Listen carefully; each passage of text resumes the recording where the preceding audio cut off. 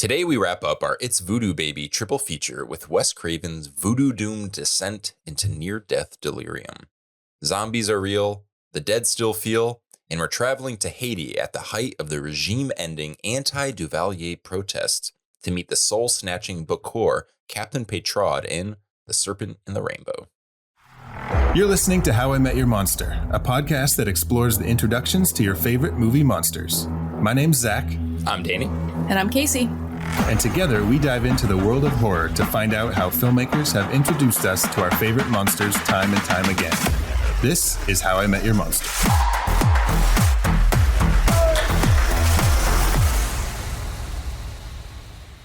Guys, we're wrapping up Voodoo Baby. No, it's Voodoo Baby. We're wrapping I can feel up. the magic dwindling.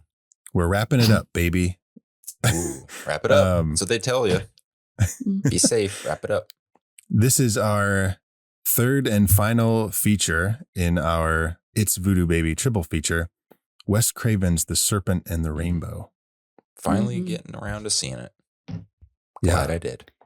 It was really good. So good. It was good. You could see that Wes Craven was like, because he talks about this a lot, especially in a lot of interviews in the 90s, where he was trying to not let like his earlier successes define his career as like doing just like straight horror. And you can feel it in this movie where there is a level of like, I'm an adult making a movie for adults. It's dealing with like real stuff, but there is this, you know, kind of like creepily magical through line throughout it. Right. I think he's later come to kind of appreciate his past. So I think the 90s was where he was doing like Music of the Heart and doing something that's like kind of more comedic with Vampire in Brooklyn. And it's crazy to think that Wes Craven directed Meryl Streep in an Oscar nominated role. Yeah. I love that. And it's such like, I'm glad that he was like branching out, obviously, but like in his filmography, it's so funny to see that just like pop up in there. Well, it's that fame. I think we've talked about it where like he said he was stopped by a fan who was like, when are you going to start making something like really cool? And he was like, all right, what am I doing? Yeah. Get back to it. But yeah, before we get into this episode, if you're not following How I Met Your Monster on Apple Podcasts, Spotify, follow our YouTube channel.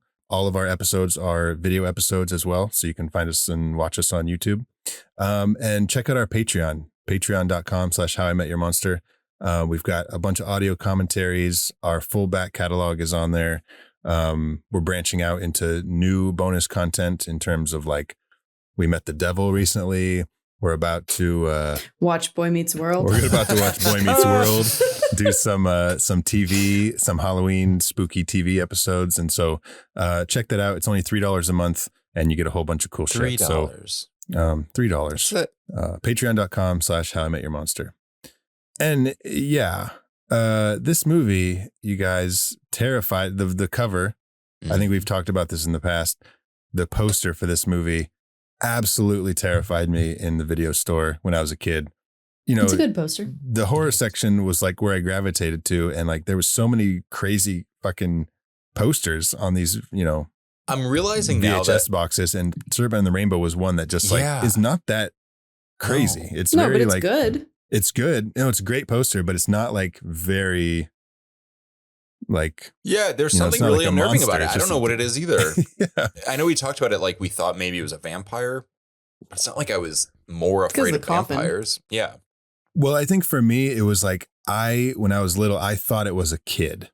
And so I think for me, that was like, you know, you're related to like about kid being in a coffin, like pulling his head, is like terrifying. Like, That oh my could be God, me I don't in want to the be there. coffin. That could be Yeah. me.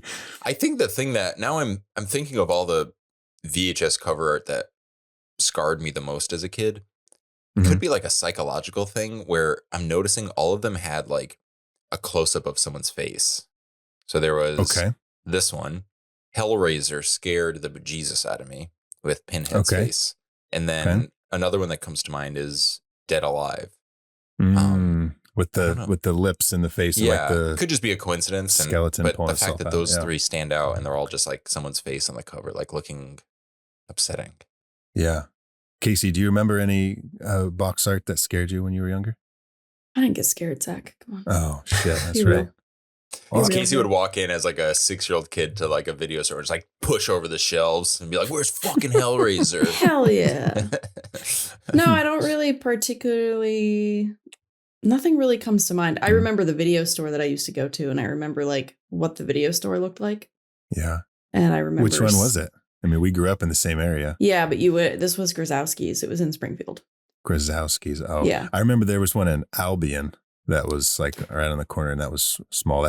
Yeah. That's where we got the Texas Chainsaw Massacre Oh, for the okay. first time. Was at the little one in Albion. But Grzowski's was like a tiny little like corner store that gotcha. had like penny candy and movies and Yeah. stuff. Damn. It's called Wait, Grzowski's. That the old county store that's been closed for 50 years? That's then I was gonna say that's been closed for 50 years. That means that the clerk you rented your videos from was a ghost. A ghost. Maybe. That's why you weren't scared. Because Yeah. you're like, I'm scared of the ghost at the counter. I'm scared of the this ghost guy VHS card's gonna do it for me. That's funny. So no, I for some reason like I remember seeing Twister all the time. Like I remember just seeing Okay. the VHS of Twister.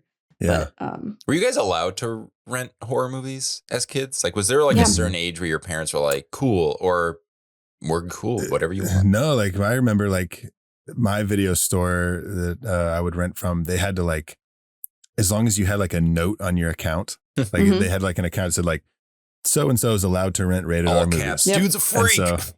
And so my mom was like, went in there and she's like, yeah, he can rent whatever he wants. So like, That's awesome. my dad rented horror movies for me.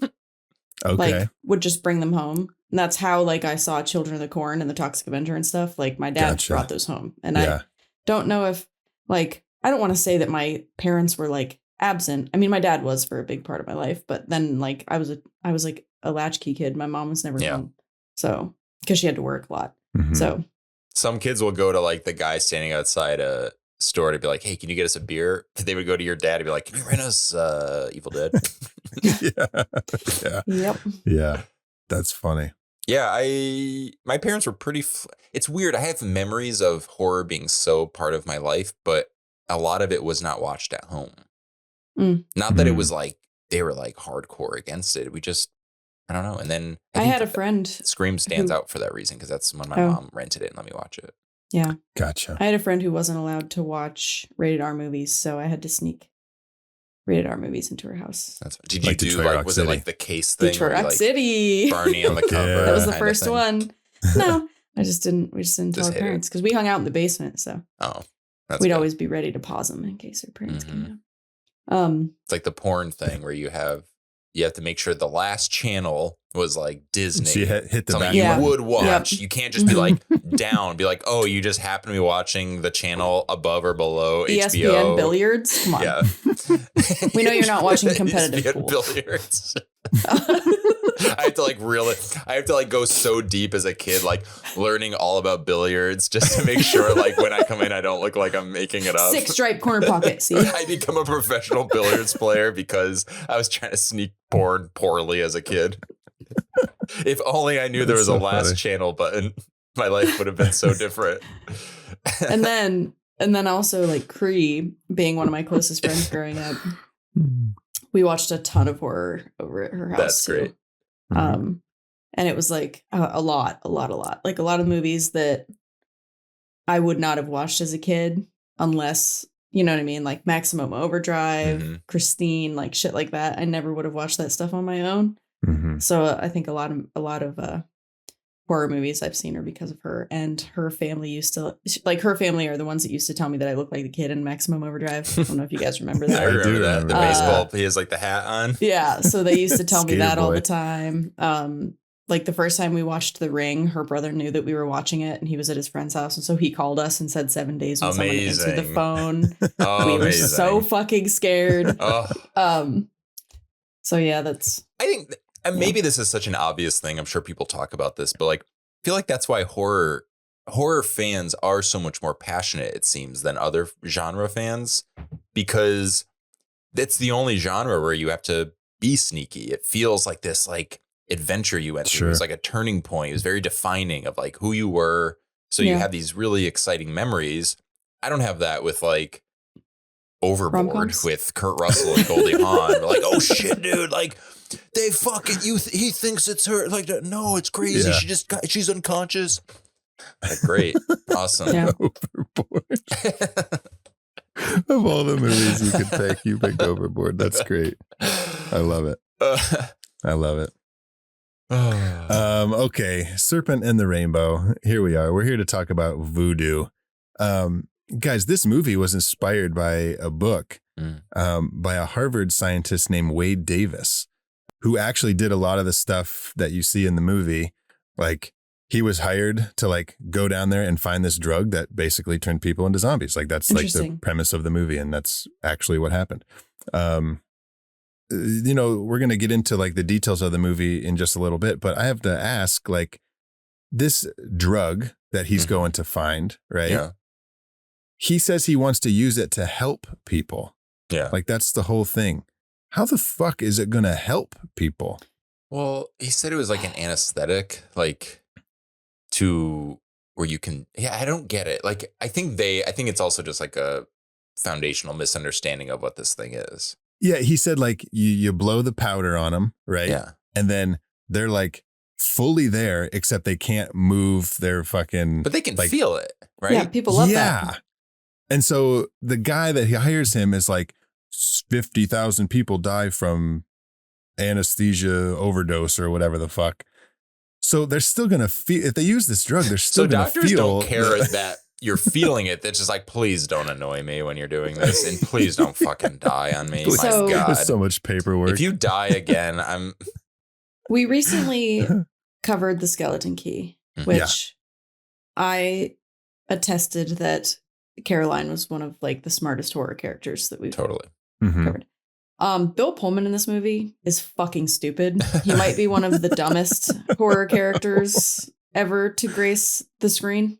He goes back to the evil lair like 3 times on a plane, Just like go buys home. tickets. Yeah, I get that like we wouldn't have the movie, right, if he didn't keep fucking up. Just leave. This is the ultimate. Just go. This could have been an email movie. Like, You're not doing anything. You don't have to go to the thing and like. No, you don't. Yeah. Even after he gets his fucking balls stapled or whatever, he goes back. What is wrong with you? Yeah. You just had your balls nailed through, dude. Well, that's why I would go back. So there, I get it. You know, Yeah, like that's I'm what like, he's- oh, he's this like, place maybe I'll- does that. Okay, Maybe I'll get some more of one-way that. ticket, please. Yeah, stay home. You Yeah, fucking it's- dumbass. It's pretty funny. Bro, you a I guess, freak?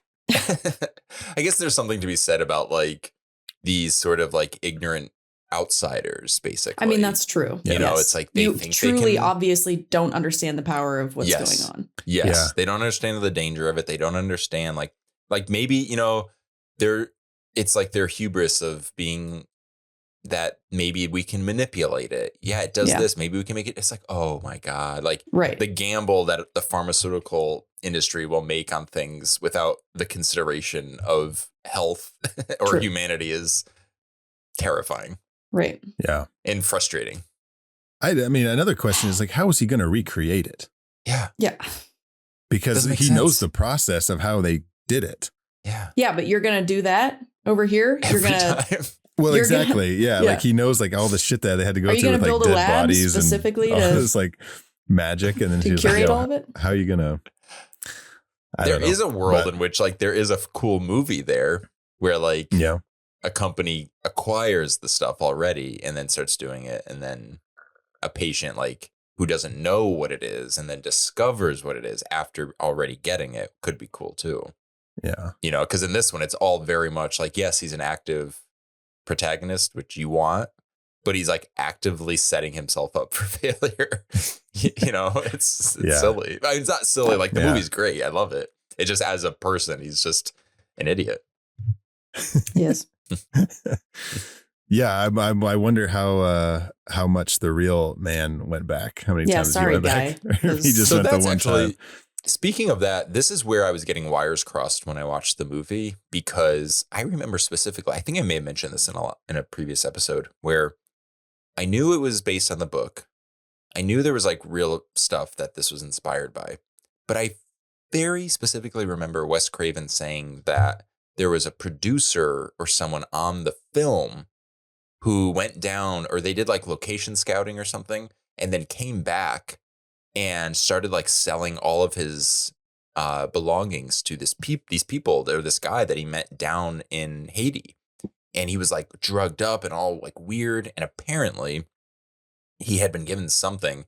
I always thought it was the drug in this movie, but maybe it was, I was just like crossing wires. But like there was this story about someone that was actually involved with the movie had an experience, but I was Googling it and I can't find it. So it must have been on like some commentary somewhere. Sure. But yeah. Well, so there's that dance scene where he's like, it's like a party and he's talking to the Lucian and there's like all those people like eating glass and eating fire and everything. I guess that was real. Oh. They were really. I was watching a making of. This movie, and a producer was saying these people were really. Wasn't just like a recreation of this ritual. Like people were actually possessed. Jeez. And I was like, okay. And then okay. And then they show a clip of like filming. And the AD, before they do the take, he gets on the fucking bullhorn and he's like, okay, we're going to start rolling. He says, he starts doing like a voodoo spell into the microphone. he says, guys, like when we start rolling, these people are actually going to be possessed and they won't have control over themselves. So be Watch careful. out. One of you will die. And he says, all right, let's go. And so I don't know, but pretty cool. Like, you see the dude like eating hot embers.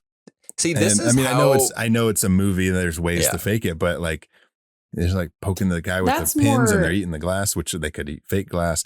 Yeah. I don't know.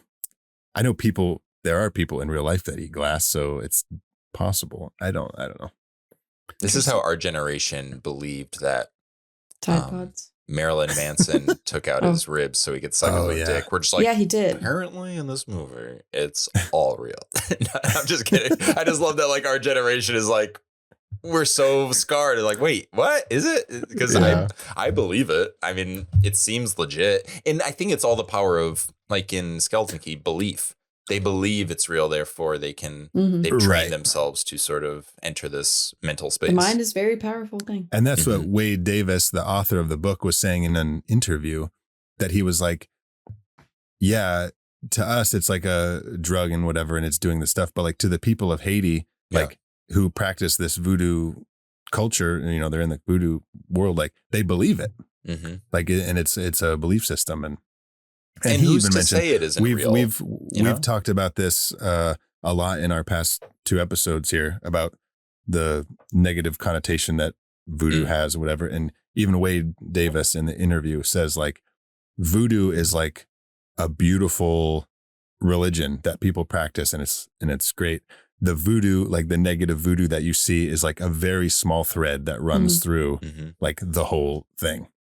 So I was glad to hear him say that because it's, well, basically because what we've been talking about. It gets a bad rap from things like movies and stuff like that. And of course, there are bad people within it. There are bad people within any. Sure. I mean, their voodoo is, I think he even has like I could be wrong, but like voodoo has ties to Catholicism too, which a lot of people like, they like separate it. Like it's like has no relationship. And actually it's a pretty significant relationship, at least based on like what I've learned during this like triple feature, just research. Did you catch what she said in this movie when they were doing like they were like marching into the jungle? What? And right before they do that, Marielle, the character of Marielle, she says in Haiti they're 85% Catholic and 110% voodoo. Oh, okay. Then I definitely took that from hearing her say that because I forgot that, and now I remember. Yeah. Huh. So that's interesting. Guys, do we want to like start practicing voodoo? That's kind of fun. Kind of into it. They all seem more passionate than any religion I've ever been affiliated with. Yeah. But yeah. And we were talking about Wes Craven kind of like maturing a bit in his filmmaking with this movie. And it's wild, like when filmmakers, he's like a a movie that deals with some real shit that was going on in Haiti. Mm-hmm. And it's wild when like they go into other cultures, and it just kind of blows my mind that like, you know, a lot of those people in these scenes were probably just like native to Haiti, like just like weren't like paid actors to like be there, and they just come in and they shoot, and all the political turmoil that was going on at the time, and it's just crazy. It's crazy. I love it. Wes Craven, if you've ever seen an interview with him or heard anything, he's a very soulful man, or was a soulful man. He grew up in a very religious upbringing. He wasn't even allowed to watch anything but Disney movies, which I think we've talked about this before, where it's just sort of like, you know, you put someone in a cage, they're going to want to live the rest of their life outside the cage. You put someone in a cage with Disney movies and pump Disney movies in, the first thing they do when they get out is make Last House on the Left. Yeah.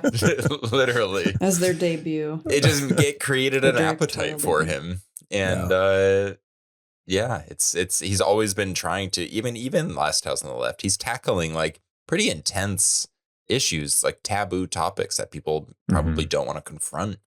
Like obviously that one had very graphic horror. And then in this one, he's dealing with something that maybe everyone doesn't totally understand. Like we talked about the sort of like misguided views on what the voodoo religion is. Because in this movie, it's not like he's showing it to be, Casey, you said, like, it's not that it's bad. It's there could be bad people, you know, which I like.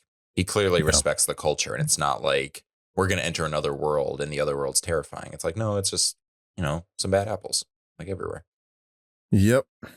And the DP of this movie, the cinematographer, was John Lindley.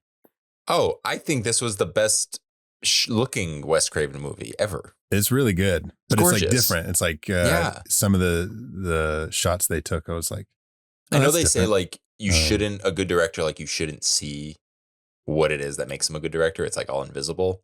Oh, right. Like, but this one, I felt the difference and I appreciated it. Like it felt like he was doing something. First of all, we'll get to it, but like I never think, but it makes sense. Like, of course, Wes Craven shoots action. He does all these set pieces and chase sequences. I guess I just never applied it to something where this movie doesn't feel like a capital H horror, I guess. It's more psychological. So the set pieces, like the chase sequence, feel more action oriented, especially just like with the different location and like running through buildings and yada, yada, yada. And I had like a newfound appreciation for Craven, who I've always loved, but somehow this was always a blind spot for me. Yeah, the John Lindley, who shot the movie, he also did The Stepfather. And he did The Good Son. Oh, okay. And The Stepfather and The Good Son. The Stepfather and The Good Son. Family drama. He did Field of Dreams, which looks great. Sleeping with the Enemy. Great. Oh, I thought you hadn't. I forgot you were talking about cinematography because you're like, it looks great. Like Field of Dreams, like the most famous movie. And you're like, it looks like it could be a good movie. Oh, like it literally looks good. Great. Yeah. Never seen it, but the trailer looks we should good. Check that one out. No, yeah. The cinematography of it looks great. But now he's working on Tulsa King, which fucking makes me want to throw up in my mouth. And I hate that I have to say that about Sylvester Stallone. Like, I know. What happened? That's fucking, dude. A hero gone down the fucking drain. Well, I just watched a documentary on him, and he was such like a soulful dude, you know. And you kind of like, a lot of people forget that when you watch like the first Rocky, and it's not really like an action movie at all. It's actually sort of a sweet little coming of age story about a young guy falling in love. And then, for whatever reason, it just, and now he's fucking sucks the dick of the elephant. MAGA. Sucking that sucks elephant that MAGA trunk. dick. It's MAGA dick. Not mega dick. MAGA dick. MAGA dick. Hey Sly, you suck. Damn. This movie reminded me of, there's this actually, I'm just looking it up right now. It was written by Kurt Siodmak, who did The Wolfman, which we covered a couple years ago. There's a movie called I Walked with a Zombie from 1943. kind of a slow burn. Again, not like really hard on horror. Hard on. It's not really like a horror hard on. What is hard on horror? Yeah. It's not really. It's like a flaccid horror movie. Give me an example of hard on horror, though. Yeah. Danny, go Serpent and the Rainbow. No. Come on. Hard snakes. serpent. How am I Snakes are kinda supposed to get fluffy. hard when the main Yeah. when the main protagonist is an idiot? That's not Yeah. making me hard. Bill Okay. Pullman doesn't make you hard. That's what No, does he it for me. It's He looks an good. idiotic Bill He does Pullman. look good, but he's stupid. So But yeah, if you ever, I Walked with the Zombie, similar kind of like approach to sort of, it's set in Haiti, voodoo culture, and sort of like, it's more about like how voodoo's used for control, and that the idea of like, also the idea of what a zombie was Yeah. totally redefined, obviously, in Night of the Living Dead. But back in the day, like movies like, was it White Zombie? Is that I want to say Mhm. Black Zombie. White Zombie? White Zombie. I Walked with the Zombie. Like the idea of like what a zombie was more just not having control, but not being like a brain eating back from the living, back from the dead sort of thing. Yeah, because all the quote unquote zombies in this movie are like slaves essentially, Mm-hmm. because Captain Peytraud, who's our main antagonist, is like using them to do his, I don't know what he's using them for. Like, I know what he's using them for against Bill Pullman. I guess just like his enemies. I don't know. I Using feel them like it against seems his like more enemies. work to like maintain. Like, I have so many fucking zombies. I don't know where they are. Oh, were his secret police, were they all his zombies? Oh, So this is what Jeffrey Dahmer was Hmm. trying to do. that's interesting. And why would they, if they know he's going to turn them into zombies, or maybe they work for him to not be a zombie? Like, whoa, you don't need it. I'm gonna Yeah. you don't need to turn me into a zombie. I'll do it willingly. Well, because I noticed like his main guy, like the main police guy that you see all the time, he was in like one of the rituals at the end. Oh. He was like cutting off heads, I think. Mm. But Casey, we can't glaze over this. What the fuck did you just say about Jeffrey Dahmer? Jeffrey Dahmer, he tried to turn people into zombies by What? drilling into their he would drill into their heads and then put like hot water into their skulls and That's The Loved Ones. add chemicals into their skulls and stuff. Yes, Do you guys remember we watched The we Loved talked Ones? about that part during we talked about Okay. that during The Loved Ones. The Loved Ones seemed to me to be inspired by several different serial killers. I We don't discussed like. them all. that. Okay. Dude, oh, Yeah, I I love that don't- fucking movie. I I- know we're talking about Serpent and the Rainbow, but Well, I don't think when Danny said I don't like it, I think he was talking about the serial killer part. oh, No, I know. I like Okay. that part.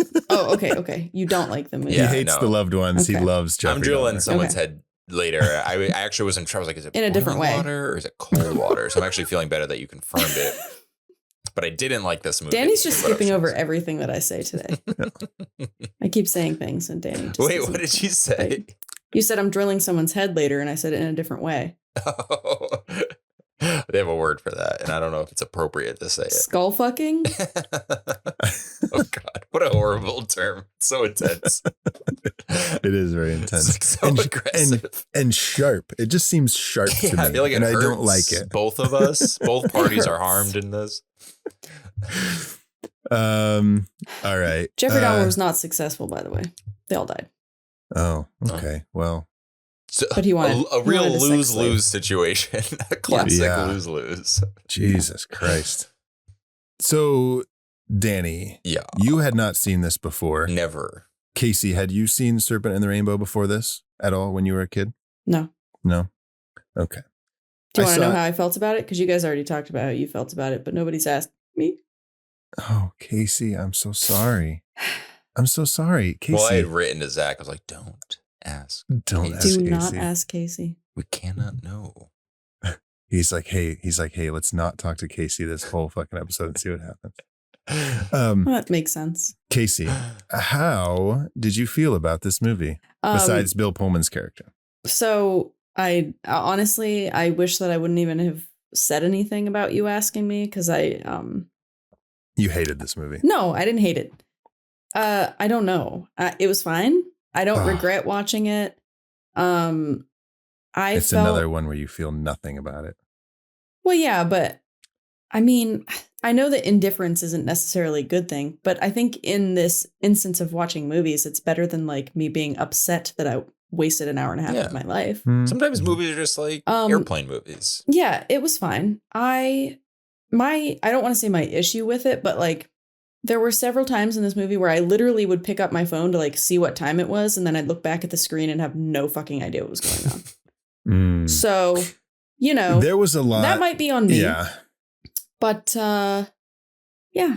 Well, there was some times where I had to I was taking notes and I would have to rewind it again because I it's a lot of a movie. You got to keep up with it. Yeah. Yeah. There were there was nothing that other than Bill Pullman's character, there was nothing that I like really disliked about it. There were a few things that I did really like about it. So. Okay. Yeah. All right. Well, I hope to hear about those things as we get into this movie here. Are you guys ready to head to Haiti? This is our seventh trip back to Haiti after knowing it is going to be dangerous. Yep. Well, first we need to go to the Amazon basin, which I don't know anything about geography. I had to look up where that was. Where is it, Zach? It is the northern part of South America. So like Brazil. Okay. Like Brazil? 60% of it is in Brazil. And then like Haiti is right above it. Okay. So it's like, so if you're going south, if you're traveling, if you're on a road trip and you go to Florida and then you jump off Florida and you jump across a little bit farther, you get to Cuba. And then you jump even farther, you get to Haiti, which shares an island with the Dominican Republic. Yeah. And then you jump over the Amazon basin and you get to Brazil. Okay. Is that where they hosted the Rio Negro Botanical Expedition in August 15th, 1985? Yeah, it's exactly where they hosted that. Oh, nice. Yeah. Oh, that's perfect. I know exactly what you're talking about. The Amazon basin. The Amazon basin. Yeah. Gotcha. 1985. Gotcha. Famously, Bill Pullman was there to meet a medicine man. That's who that was? I thought it was Bill Paxton. I always confuse them. No. Don't do that because I did that last time and I'm an idiot. Okay. Oh my God. I could just picture like a sketch movie, or not a sketch movie, but like a spoof movie where they get down there and Bill Pullman, he like goes back to his helicopter and he sees like his pilot is dead with like maggots on him. And he says, "Game over, man." Game over, and then man. like Bill Paxton comes out like in his fucking alien marine garb. gear. And he's like, "Hey, that's my line." And they look at the camera or something. Oh God, so fucking Credits stupid. roll. Why did I even say that? That was so dumb. I loved it. What if they just started quoting each other, like out quoting? He's like, "This is our Independence Day."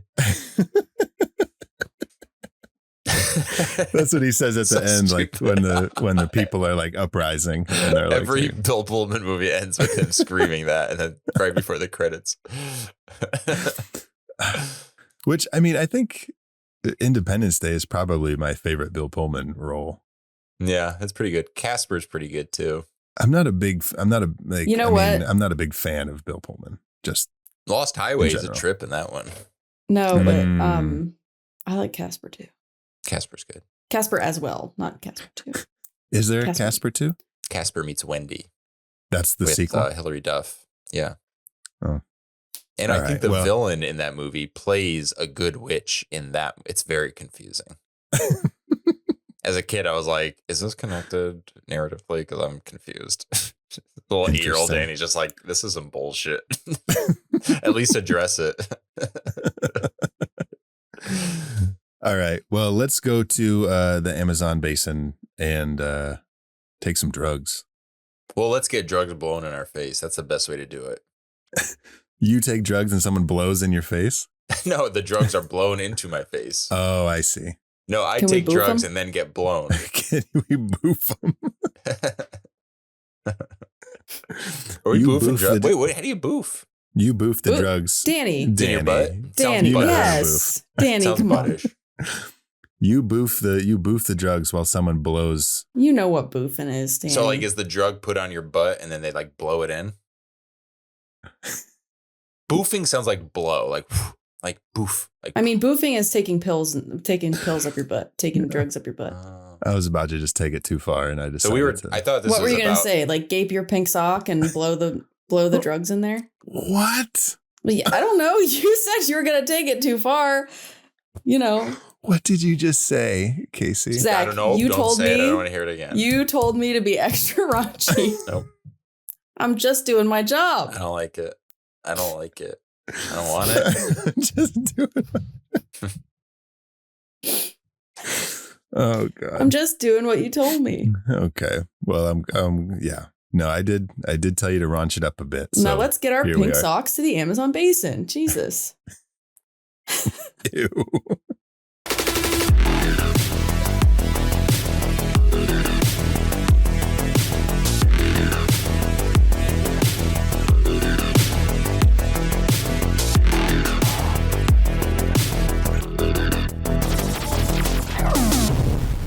All right. So for The Serpent and the Rainbow, we have 8 official monster reveals.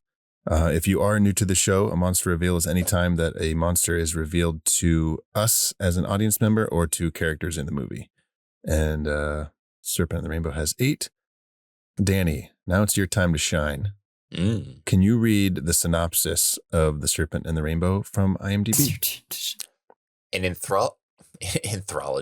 anthropologist goes to Haiti. An enthralled anthropologist. An enthralled anthropologist. Sorry. An anthropologist goes to Haiti to research a drug that makes someone appear dead by suspending all vital signs.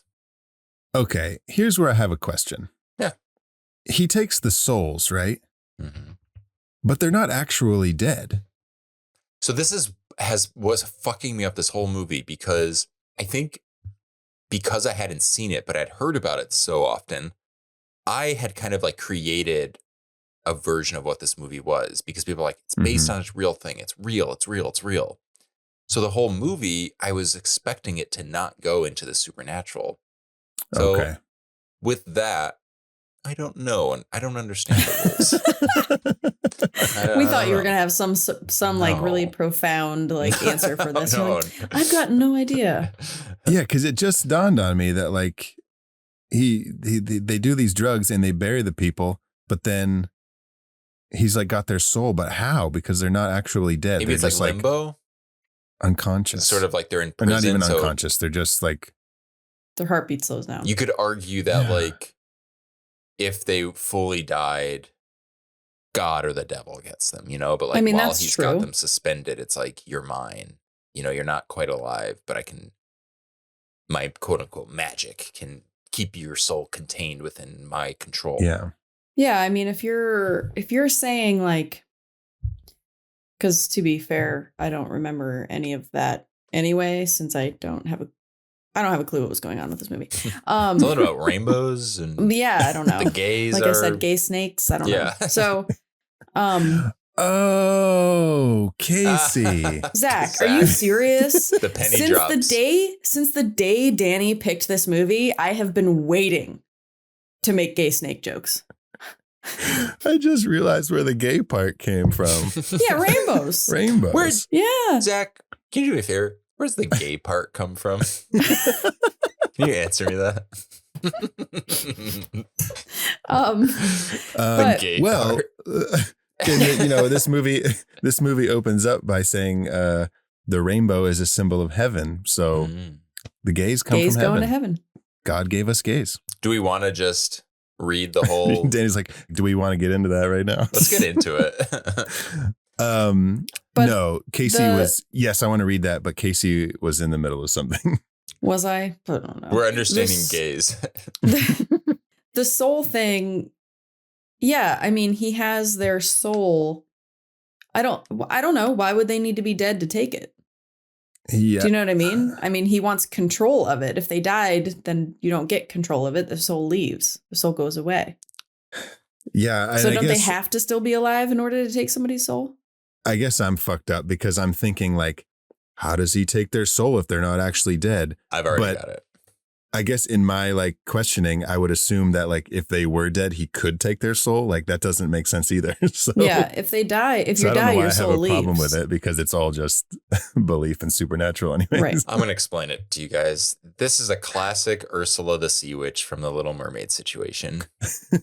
Poor unfortunate souls? Yes. These are poor unfortunate souls. They're not dead. So she takes the souls and makes a deal with them. And she transforms the people into little like vermin, these little tiny Okay, but creatures. that actually, you're like But making the a souls joke, but like, are like hers. So like they're She still does do alive, but they're in a stasis. And Yeah. she can kind of do the soul becomes, she can puppet it essentially. Yeah. So then in this case, they don't turn into little sea creatures. Still doesn't answer my question, but It's a classic Ursula the Sea Witch situation. What don't you? No, I don't understand it. so the Little Mermaid is Yes. a remake of The Serpent and the Rainbow. This came out first. This is a remake of The Little Mermaid. And The Little Mermaid was based on the Hans Christian that Andersen. doesn't make any sense, Danny. That's not true. What? That's not how it works, Danny. Wait, what did I say?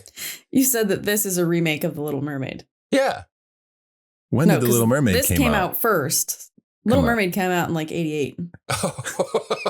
Whoops. Why was I thinking this was in the 90s? I don't know. But you No. still said, never mind. It doesn't matter. Yeah. This was 84? this was right before Or Nightmare on 80 Elm Street was Wait, 84. aren't these both Oh. 88? This was 88. Oh, okay. Oh, did they It's come out the- at the same time? This is one of those crazy scenarios where Hollywood will put out the adult version of the movie and the kid version.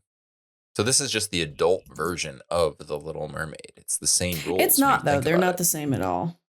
Guys, Snakes, The Little Mermaid. I'm eels. going to end this conversation right now by saying The Little Mermaid came out in 1989. 87. Oh, So The Little Okay. Mermaid is a remake Damn of it. Serpent and the Rainbow. we already established that, though. Okay. That's what we've been saying, All right, Zach. but here's what I'm saying. Guys. No, this came out right before Shocker. This for Wes Craven's timeline. Shocker.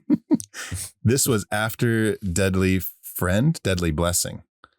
Why did It I think it was was- Deadly Friend? Does he have two titles with Deadly? He has two. Yeah. Danny. So Deadly Blessing was 88.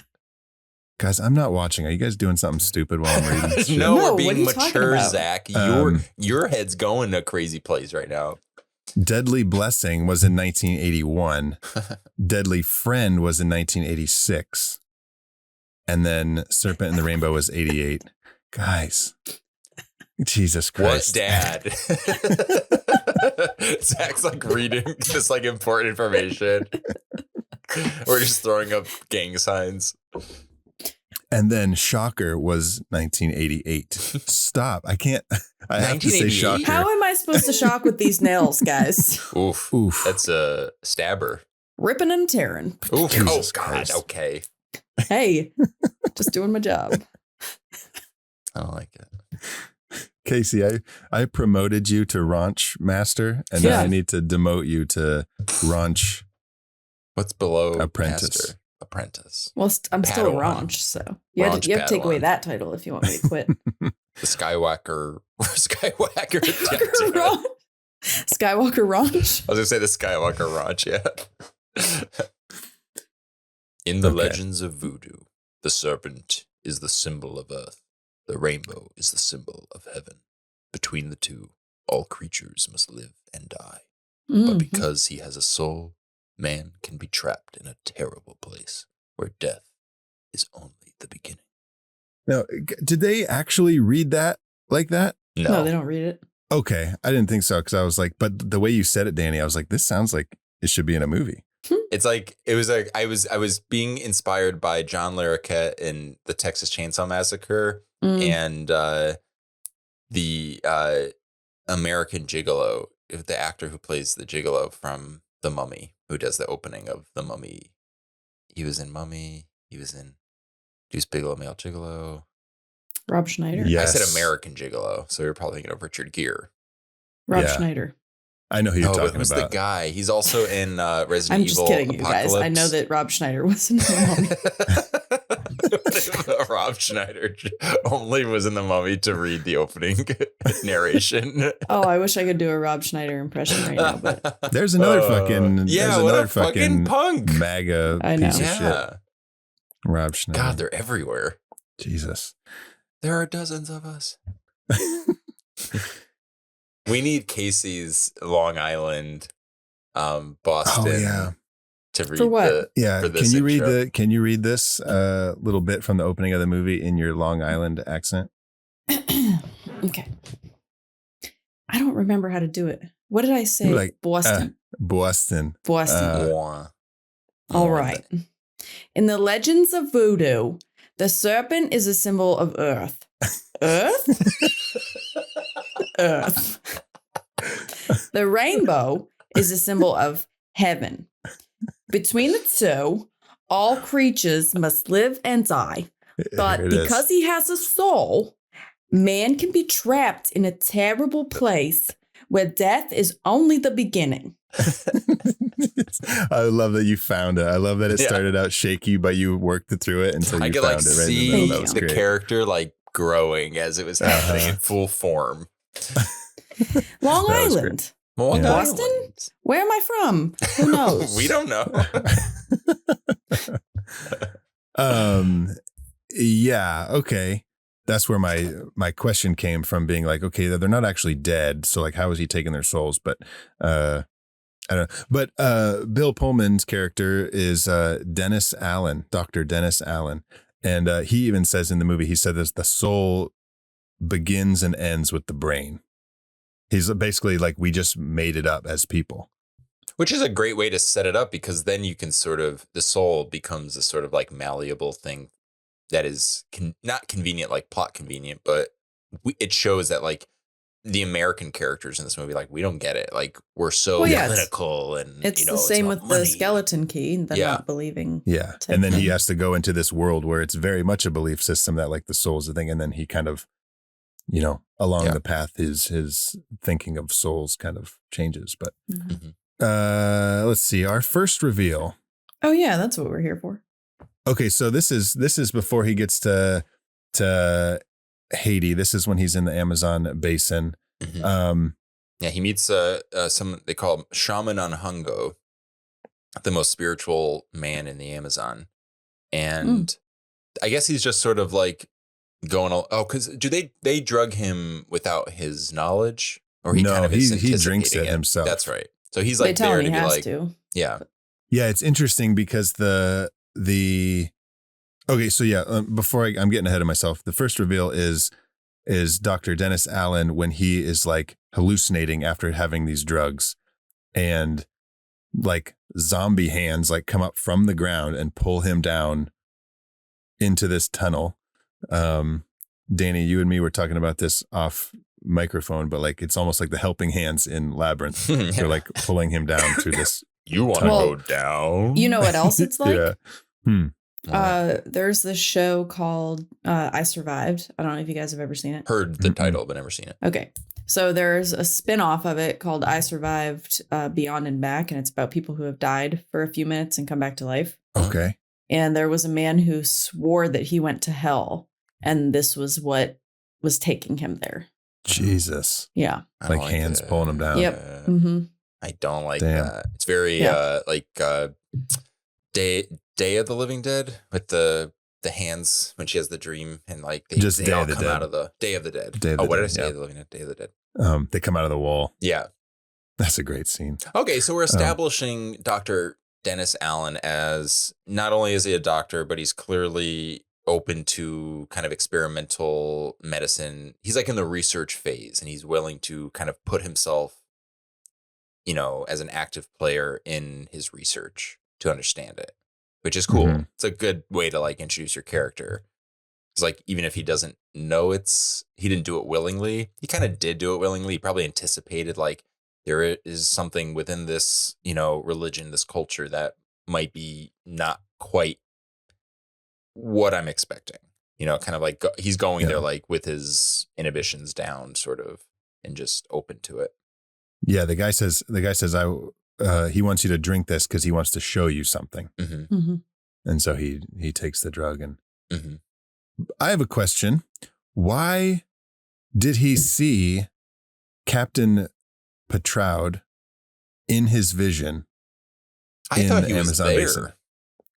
Was he not there? Well, he like who did you say the medicine man was? What'd you call him? Shaman Anhango. Shaman Anhango. When Dennis is like out like wrestling the imaginary jaguar, he's like playing with the jaguar and he's like not really there. So like you can see he's hallucinating. They're all like, what an idiot. The shaman like covers his face, covers his head with his, like a bunch of wind blows, and then he covers his head with his robe. And then when he opens it back up, it's Captain Peytraud.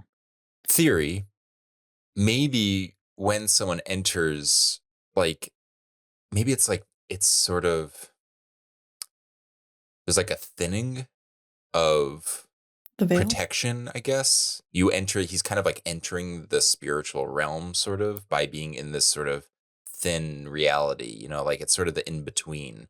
And maybe it allows Peytraud, who has, you know, control over this world, essentially, with his abilities and powers, where it's sort of like when Frodo puts on the ring and Sauron is like, there. Zach doesn't know anything about that, but I understand what you're saying. It's like, I was like, God, not another fucking Lord of the Rings reference. Oh my God. It's like you're in my space and I see you, like you've highlighted yourself. So maybe it's something like that. Like we don't know as the audience who it is. Bill doesn't know who it is, but we're like, this dude is watching. This is not just in your head. This is real. Like this is supernatural. Okay. Cause then later in the, when he gets to like the party in Haiti, he sees him and he recognizes him. He's like, oh, I've seen this guy before.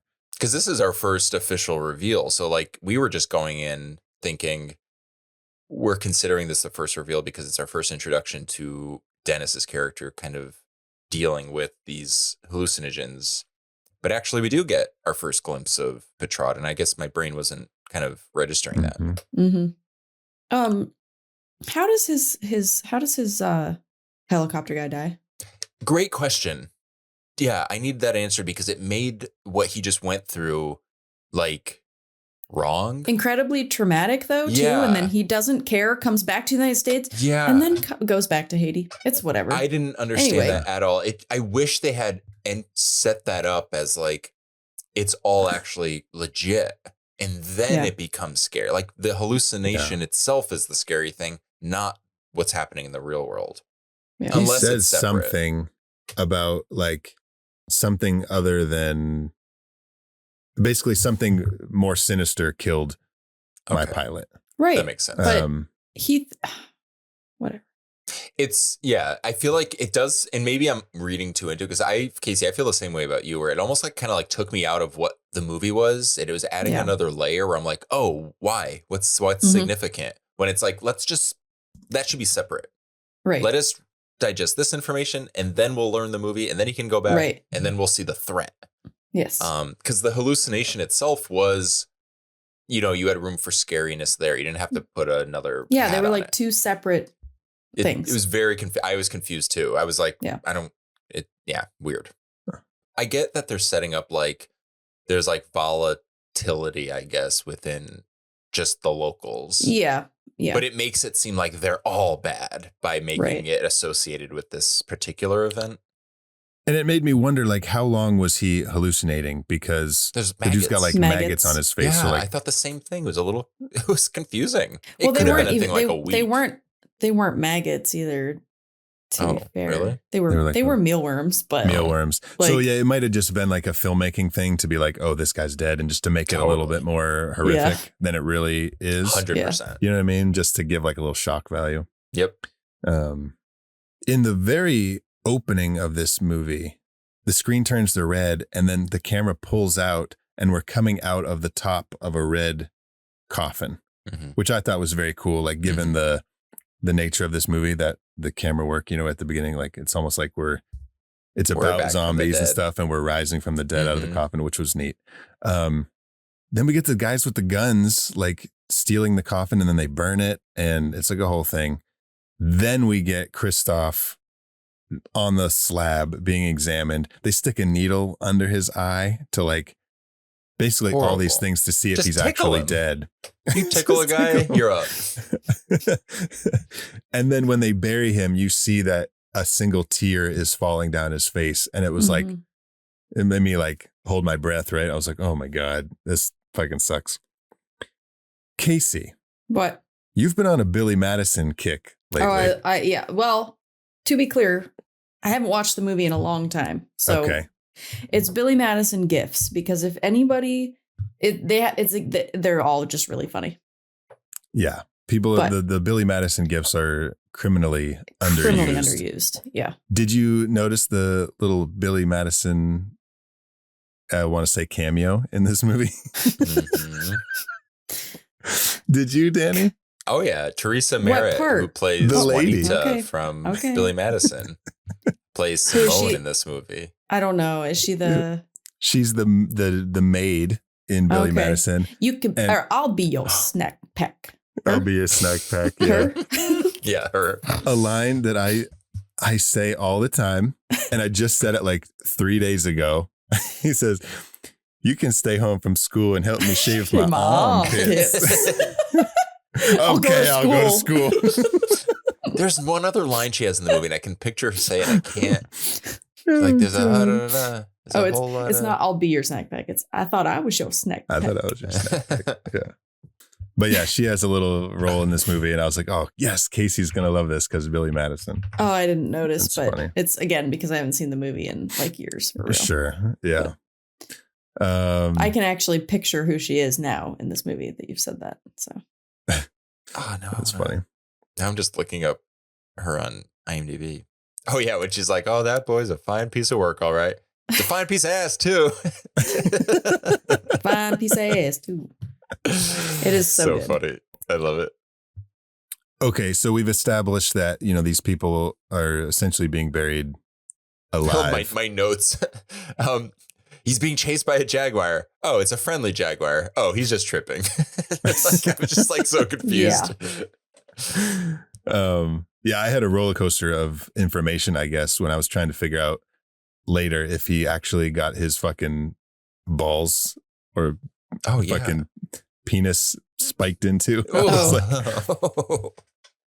I was like, oh yeah, did he get his penis spiked? Oh no, he's fine. I was like, oh, it was just his balls. Oh my God. Oh, Yeah, I feel like that's all I would be talking about the rest of the movie. Listen, it's gonna be the saddest installment of Hot Dog Talk with the Boys in this episode. Oh, Skewered dogs. Yeah. Hot dog Shish skewers. We'll get cockbobs. Okay, Yeah. so our second official reveal, Captain Peytraud at the, I want to say dance party. Yeah. Yeah, that's what At it the was. cotillion. Yeah. It's So the snowflake swirl. the snowflake swirl. What is that? It's just like a winter dance, like at a high school. Nice. It's like the Nutcrackers playing and they're doing all this shit. But Dennis Allen has been recruited by this company called Bokor Yeah. to go down to Haiti and find this drug that will bring people back from the dead, basically, is what they say. Yeah, they say that they're like, listen, we deal in science and medicine, not magic. So they're sort of like setting up the movie, basically saying like, oh, so it's magic. So there's gonna be magic in this movie. Yeah.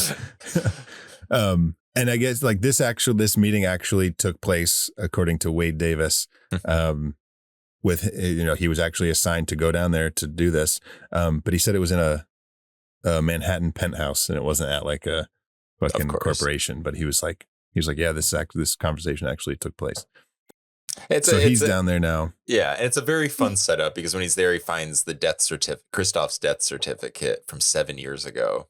But then there's a recent pick, and he says somebody brought him back from the grave, and I want to know how they did it. Which is a great way to kick off a movie because it's like, okay, we're Indiana Jonesing this. This is like an adventure story, sort of. Yeah, and he's very skeptical, obviously, as he's like a scientist, and he's like, this picture could have been taken before. Like he could have had the long hair and then they fucking cut his hair and then he's dead. So it's like bad Photoshop. It's just like clearly not really.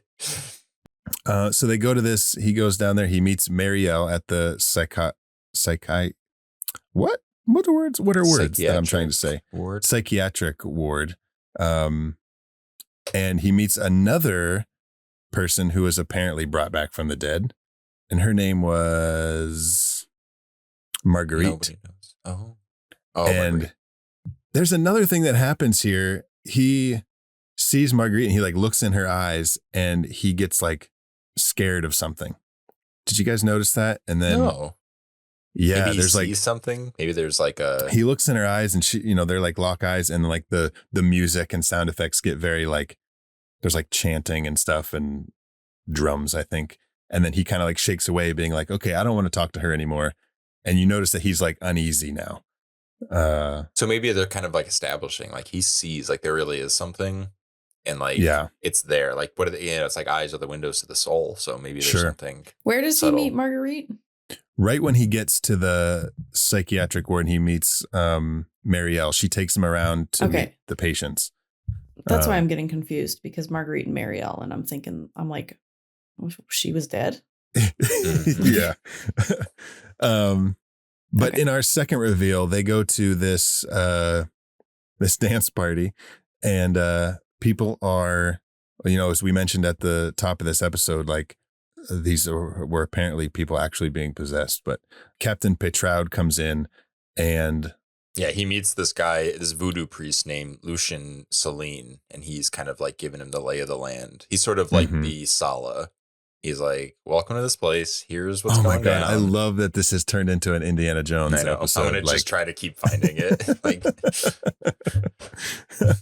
Yeah. He's the Sala. Lucien, instead of snakes, he has jaguars. Yep. But he like immediately starts, it's if Indy was snuggling and cuddling with snakes. So it's a little different. Captain Peytraud is like the head of this secret police. Yeah, it's the chief of the Tonton Macoutes Duvalier's secret police. So Duvalier was this family that was it's real. Like they ran Haiti with an iron fist, and eventually the people protested them out of the country. Yeah. There was like an uprising. Yeah. Which we see at the end of this movie. Yeah. So we're at the peak. It is Haiti is taking like, there's going to be like a sea change with like the way politically, the way like things are run there. So everything's kind of like fired up. And even in this scene, Marielle gets possessed. Oh yeah. Because she says she doesn't want to do the dances and everything. And then they're like, you're going to do it. Just get up there. Yeah. And like someone like spit something in her face. Yeah. They blow like, it's like when someone does a spit take with a bunch of water in their mouth. You know what I'm talking about? But it was a dusty spit take. A dusty hallucinogenic spit take. I'm going to just going to get this out of the way now. Like, I don't buy their chemistry at all.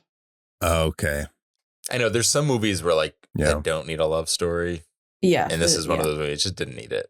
Let them be two professionals who are just like. Right. Like they didn't have to like, I understand in like when people need a love story, it's like somebody needs like something to lose essentially. Because that's half the reason why he keeps going back. Yeah, but I still don't buy it though. They should have just done something like, he lost his daughter years ago and he's like obsessed with like understanding death and like what is the soul, and then he meets this girl and she becomes like the daughter figure for him, so he can be more kind of like come to terms with his loss as a dad. Yeah, I just don't think they like the sex it does feel a little bit like the sex scene in this movie is very like it's almost as bad as An American Werewolf in London, but it's not. Well, I thought she got possessed like by the she was dickmatized. She was dickmatized. She got Pullmaned in. No, funny enough, less weird and less erotic than the scene where she just like randomly cuts his hair on the porch later in the movie, and they're just like sitting there, and he's just. Do you remember that? Oh, it's so bizarre. When he's like recuperating from getting his balls she's spiked. just getting his hair cut on the porch. Yeah. Like, okay. Well, like when women have, you should understand, Danny. You change your look. Women when you have little existential crises, cut your bangs. It's like same thing. Or bleach your hair. Yeah, he's Who like, would I just do went through that? I just went through something really major. I need to change who I am. Yeah. Yeah. So I get what you're saying. Yeah, it's like not believable. Like there wasn't enough, and like there was the sex scene. I don't know if that was supposed to like do it for us, but like there wasn't enough emphasis put on their like. Well, right, because their love story to make me be like, oh yeah, he needs to go back. Right. Yeah. There wasn't. It was like when they first met, like the psychiatric thing, whatever, and then they went to the high school dance, and she's possessed or whatever, and she's like dancing on him and stuff. Yeah. But it's like, well, all the things we're flagging are like know. Producer notes or studio notes. Oh, like, yeah. He should be sure. dead. Oh, okay. It's so confusing. They need to Yeah. be in love. Yeah. Okay. Great. Yeah. Thanks. Yeah. That's really helpful. Yeah. Audiences won't understand in those because that's the point. It's like, what are you talking about? The fuck are you talking about? Like when she's dancing, they're just staring into each other's eyes, and we're supposed to think, oh yeah, they love each other. Yeah, I they just haven't assume spent like, any are they time being together. possessed? Yeah. Stupid. Let's see here. Where are we at? I'm going to read something. It's going to be like, actually, Wes Craven's only input was he wanted the pilot to be dead and he wanted them to fall in love. I'd be like totally backwards. After, what happens after the high school dance here? After the high school formal? So they go. This is our third reveal. Oh wait, we should just point out they do specifically mention that Peytraud is called a bokor. It's a black magician. That's how they quote it in the movie. Okay, I was wondering about that because in our next reveal, when we meet Christoph, the zombified version of Christoph, he talks about, was it bokors? Bokor, yeah. B-A-K-O-R. Okay, and I was like, I don't know really what he's talking about. Yeah, so it's just like a magician, a voodoo priest, what have you. Okay. So they mentioned that at the high school dance that he's doing that. Okay. So this is our third reveal when Dennis and Marielle go and search for Christoph, and they find him in the graveyard. And while he's not a monster per se, he is like the zombie that they're talking about in this movie. So we counted it as a reveal because we meet him and he's giving us some information on the poison. Because they're like, hey. Shows what actually is happening. He tells him he remembers everything about his death. He said he felt like darkness was pressing down on him. So the experience itself is actually terrible. Yeah, he said he took his soul, sealed it away, and makes him do evil things. One thing I thought was really interesting, and might answer our question about earlier, about Peytraud showing up in his Bill Pullman's. He sends me to people's dreams. He sends me to people's dreams. Yes. Yes. I'm literally watching it right now. Oh. But it's interesting because it's also like a fun Freddy Krueger nod, you know? Oh, there's a few of them in here. Yeah. Like a lot of like the Wes Craven, like this is like a grab bag of Wes Craven goodies. Which is a lot of fun, you know. Earlier when you guys wouldn't stop fucking doing gang signs and shocker symbols, I was there. It is again. Rock on, Danny. This was right before. God, I can't say the word shocker without Casey doing the fucking hand sign. I won't. I promise I won't. This was right before he did Shocker, which is like the electric chair. The guy gets killed in the electric chair, and this. So it's funny to see like all the chair work in the end of this movie. Oh, getting ready. And then his next movie is Shocker, and it's like he was just like, man, I miss that fucking chair. I really love using chairs. I discovered in my last film. I just really love using chairs. Wes, can I stop you? I'm just looking at your notes. There's a lot of chair references. I did a word count. It shows up the most in your entire outline. What's up with that? It's in here over 1 million times. Like, it's just, Wes, are you sure you don't want to just do a chair movie? I was like, okay.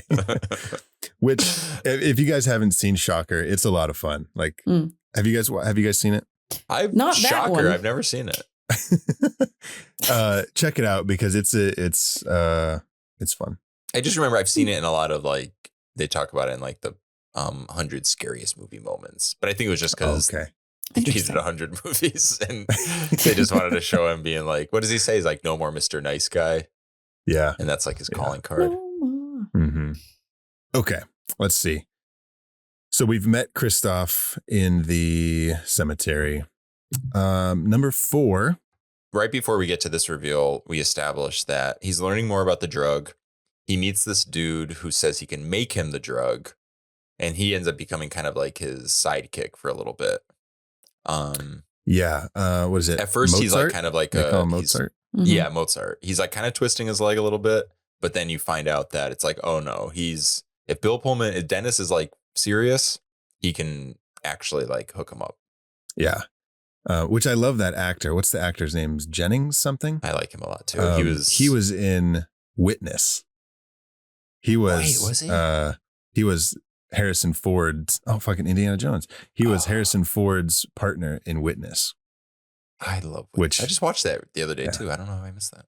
It's so good. I mean, he doesn't have all the scars on his face, but and he wasn't bringing people back from the dead.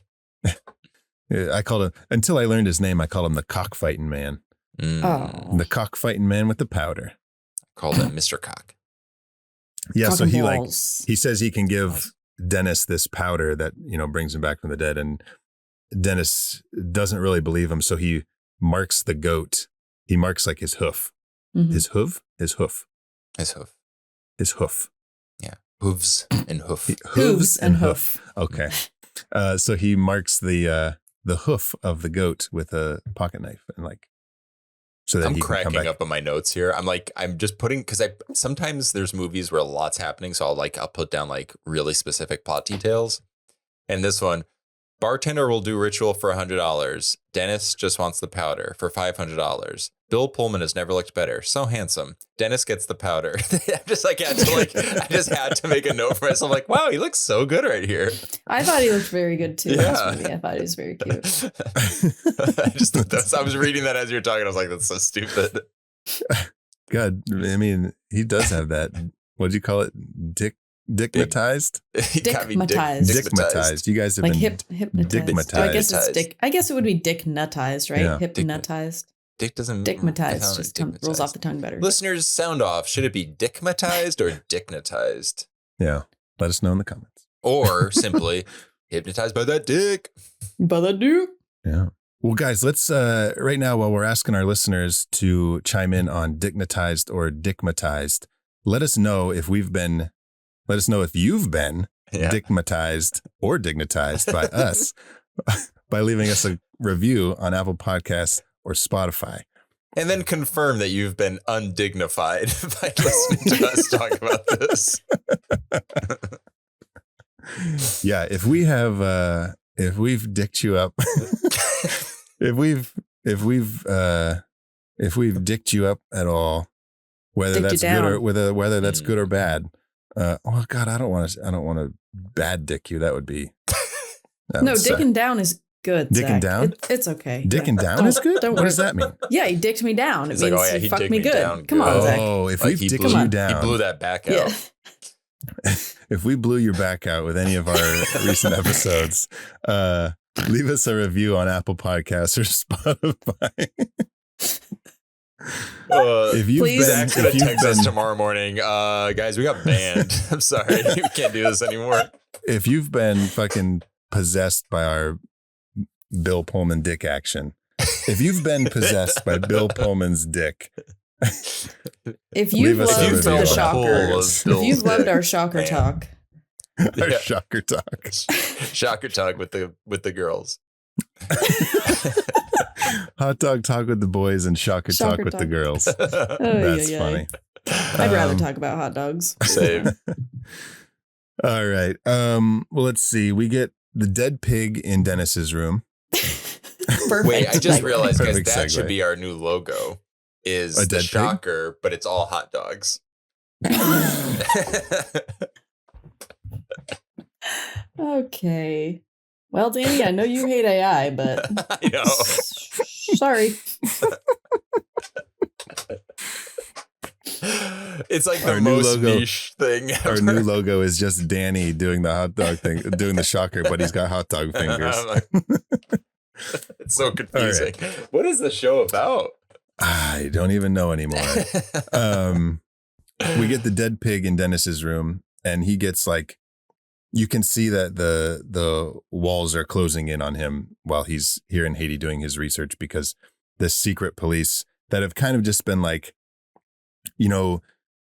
Haiti right now in the timeline of this movie is not under martial law. They're just kind of like there, and Marielle's kind of like, you got to be careful. They're on to us. And so they kind of attack Dennis's room and he runs away. Let's see, our fourth reveal, they go into the jungle for some reason. We get what might be like one of the most recognizable scenes in the movie, I would say, is this like zombie bride skeleton lady.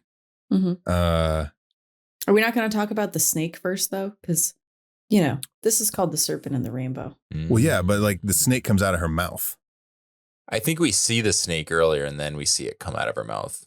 He dreamt about it because the snake was slithering through their camp, and then he went to bed. Gotcha. Started dreaming about it. And this is where, again, we cross the lines between the living and the dead, in case there's confusion about the supernatural, because he meets the zombie, and Christoph introduces him to the zombie bride, but then later we see this zombie, or the real person who was buried, the corpse. So it's like proving to us like, oh, this is really supernatural. This is a soul that was trapped, because we see later that she's dead. So it's like kind of like a reveal later on. Yeah. I just really like vipers. That's all. This was a viper. Yeah, a gaboon viper. A gaboon. Yeah, they're so freaking weird looking. A gaboon viper. Hey, gabba gaboon. Gabagool. It's Italian. He's the gabagool viper. He's like, hey. I'm going to go get the paper. Where are my meatballs? What? Where are my meatballs? He slices garlic very thin with his fangs in prison. This is a great reveal. This is, the snake comes out of her mouth. And what they did, I heard John Anderson, who was the special effects lead on this movie, supervisor. He was really proud. You could tell in an interview where he was talking about, like, we storyboarded this out, like how this effect is going to work. And we took it to Wes and presented it. And he was like, great, let's do it. And so they shot it the same way that they kind of like did it, where a puppet hand comes up to pull the mouth down. And then there's another person behind the zombie that shoots its hand out with like a snake puppet basically on its hand. And then they cut to a 2-shot of Bill Pullman, like with a real snake with he said there was like a puppet sock on the back of the snake, and he like pulls it towards himself and then comes out of frame, and they cut it all together and it looks really good. That's fun. That's really cool. Yeah, I guess that's all I have to say about that iconic scene. It's pretty spooky. It is good. Great visual imagery. Wes Craven loves his creepy ladies stalking people through the dark. It reminded me a little bit of, very different, but I was thinking of Scream 3 when Maureen Evans is walking towards Sydney and she's got the long white gown on, just like the bride. Very cool. She makes like a weird noise too, doesn't she? Not Sydney's mom. This lady. I wish I wrote down. It was like, it's sort of like, it's like a cat. It's like a laugh, but it's like kind of like in her throat, like gargling. I don't know. It's very strange. It's like when someone's doing the shocker and you're like, oh my God. Jesus. Never mind. Now martial law is declared. Shit's going down. Dennis gets taken by the secret police, and he goes and has a meeting with Peytraud in his fucking office. And he's like, dude, you need to fucking leave or shit is going to be bad for you. He does like the classic, like, I'm just a tourist. I'm not here doing anything. Whatever. What if that was the reason they then attack him later? Because they're like, oh, he's just a tourist, or he hate tourists. We hate tourism here. Fuck that. And then he goes back to Mozart and seemingly drinks the poison powder that Mozart gave him. But then you find out that Bill Pullman, or Dennis rather, is also a magician. What does he do? Because he's like, he drinks the powder and then they're like, well, why the fuck are you not going to die? Because the goat died. Yeah. And then he does this little sleight of hand with Marielle and he pulls the fucking powder out from behind her ear. Does that ever get paid off later? No. That was Bill Pullman just improvising. He's like, can I just try something? Like, he's like, I have a little magic too. We don't have anything else in the rest of the script to pay this off, Bill. He's like, it'll work, I promise. He pulls a gun out from Peytraud's ear. He's like, haha. That's his like weapon that he kills him with. Dumb. And then I forget how does he get taken? Because the next thing I have written down is the torture scene. They go back, they're like with Marielle, and they're like going into Marielle. For some reason, she's like, you need a new shirt. And he's like, no, my shirt's fine. She's like, no, you need a new one. And which then is like suspicious. The secret police are like there. Yeah. And he tries to fight him off, but they get him and they tie him naked to that fucking chair. Yeah. It's a classic Casino Royale scene. Mm-hmm. It was funny because I was watching it and I'm like, does he have to be naked? No, Why is he naked? Why did this man want to? Wee. I think it's just like make him vulnerable. Well, yeah, but they also drive a spike through his balls. Yeah, spike his balls. So later he's like, it just went through this. First of all, don't say scrotum. He says it just went through the scrotum. Yeah, devastating hot dog talk. Supposed to make us feel better, or yeah, it just went through the scrotum. No, it went through the scrotum. Yeah, ouch. And then, but God, his character. Did we mention, by the way, this is our 5th monster reveal with the goons attacking him and the torture? No, you're right, Danny. This is number 5. Reveal. Captain Peytraud's true colors are revealed. Doesn't it say that he spent like a week in bed with that woman taking care of him, and then he's like, when he does start walking again, he's like falling everywhere and like stumbling down hills. Shut up. That's me after I get kicked out of the nuts. It was just a fucking nail through your scrotum. No, I don't know. Just men are just so fucking dramatic. Dude. Balls are so sensitive. Men are dramatic. It's like women have children and then have to go back to work a week later, like 3 days later. Please spare me. Men have it worse. He spent a week in bed and then couldn't fucking walk. And women shove men should get the exact watermelons out of something the size of a lemon and a hole the size of a lemon, and then just have to continue on with their lives. Yeah, but guys have to have like sex. Yeah, I know.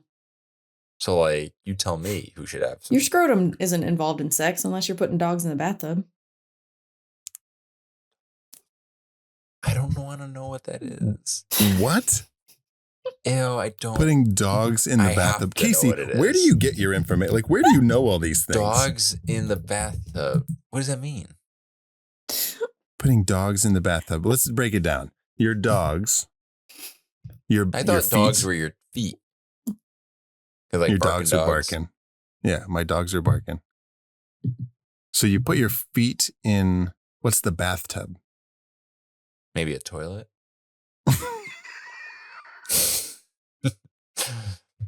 I'm open to exploring. I'm going to try this tonight. He says, you don't use your balls during sex unless you put your feet in the toilet.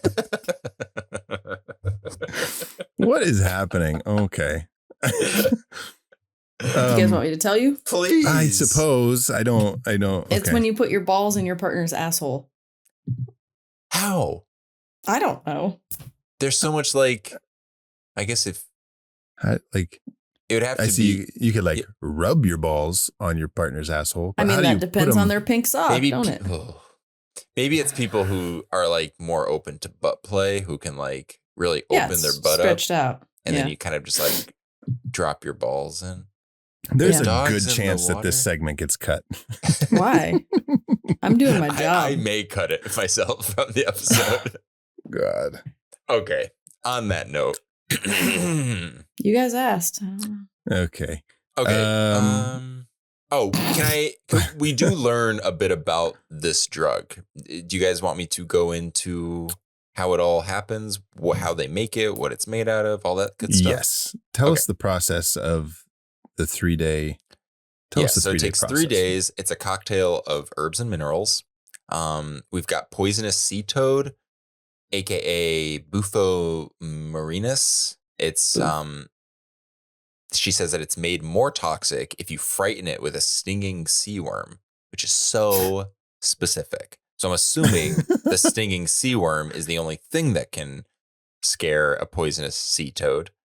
But so specific. Anyways, they say it's like the and also includes the pufferfish, which produces something called tetrodotoxin. It's one of the world's most powerful poisons, and then it's all woven together with a net of magic. And then Dennis crushes a skull, and I'm guessing that's the end of the zombie bride skull. Yeah. So that's the end. That's how you make the ritual kind of function, I'm assuming. I guess. He's like, I can't get it. And the dude's like, just keep going. You'll get it. He's like, got it. And then from there, I think we just jump right into our 6th reveal. Yeah, our 6th he's just getting deeper into his trip. Yeah. So this is like his, essentially like a dream sequence, right? Which was so cool.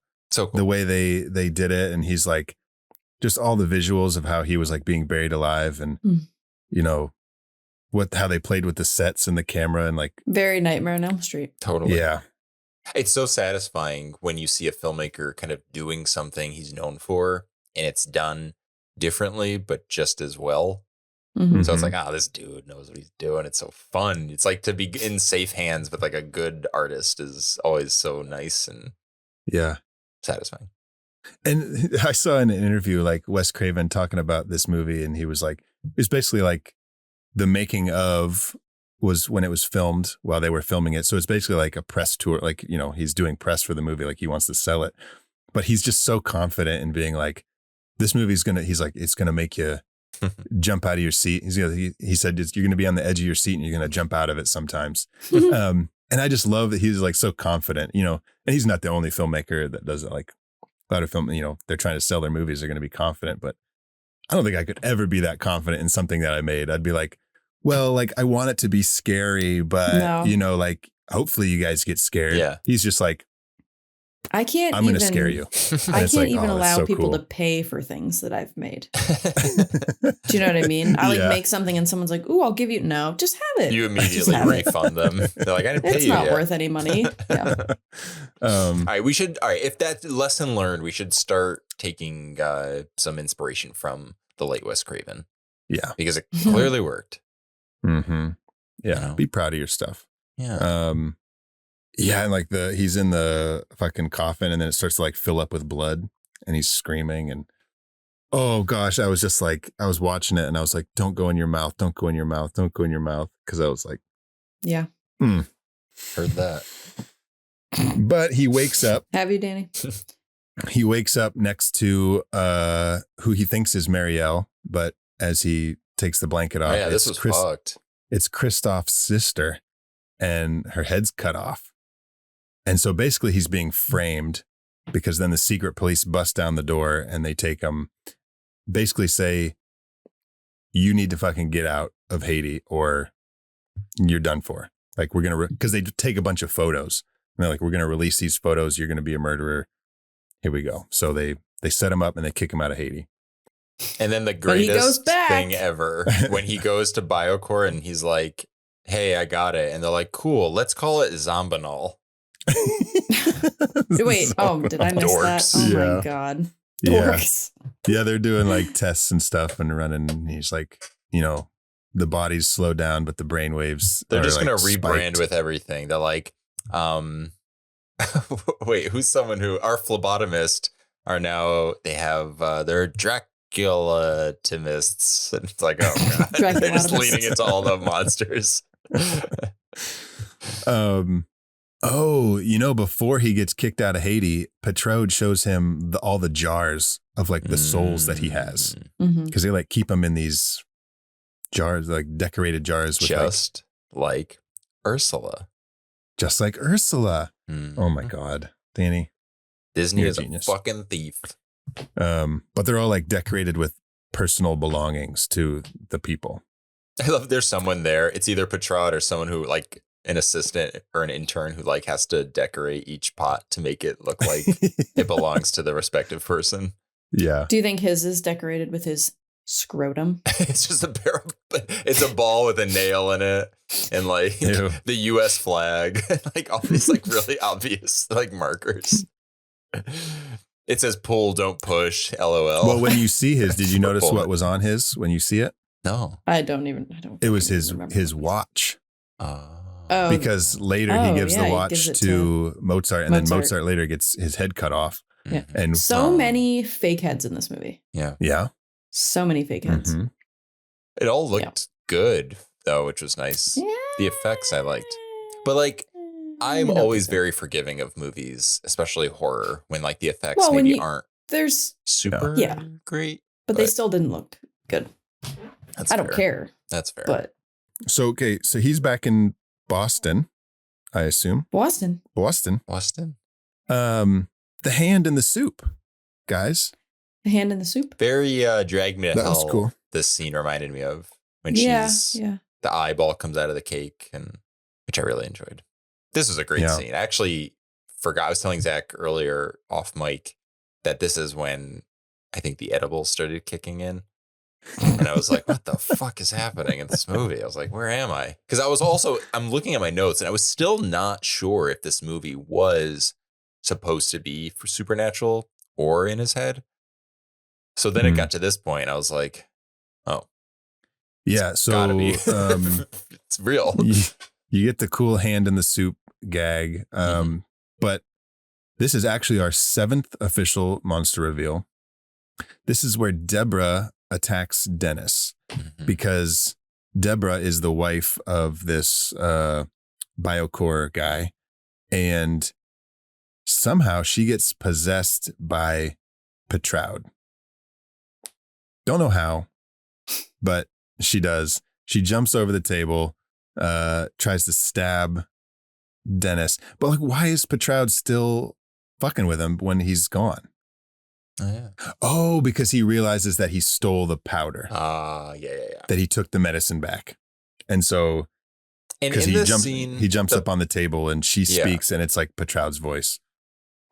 and I made a note, but I don't remember. The bride, is she at the dinner table? I just No. wrote Dennis sees the bride at the dinner table, and I think in it's soup. The hand. Oh, it's just the hand. Okay. Yeah, he sees I think that he sees the hand on the table, and then he's like shakes it off, and then it comes out of his soup again.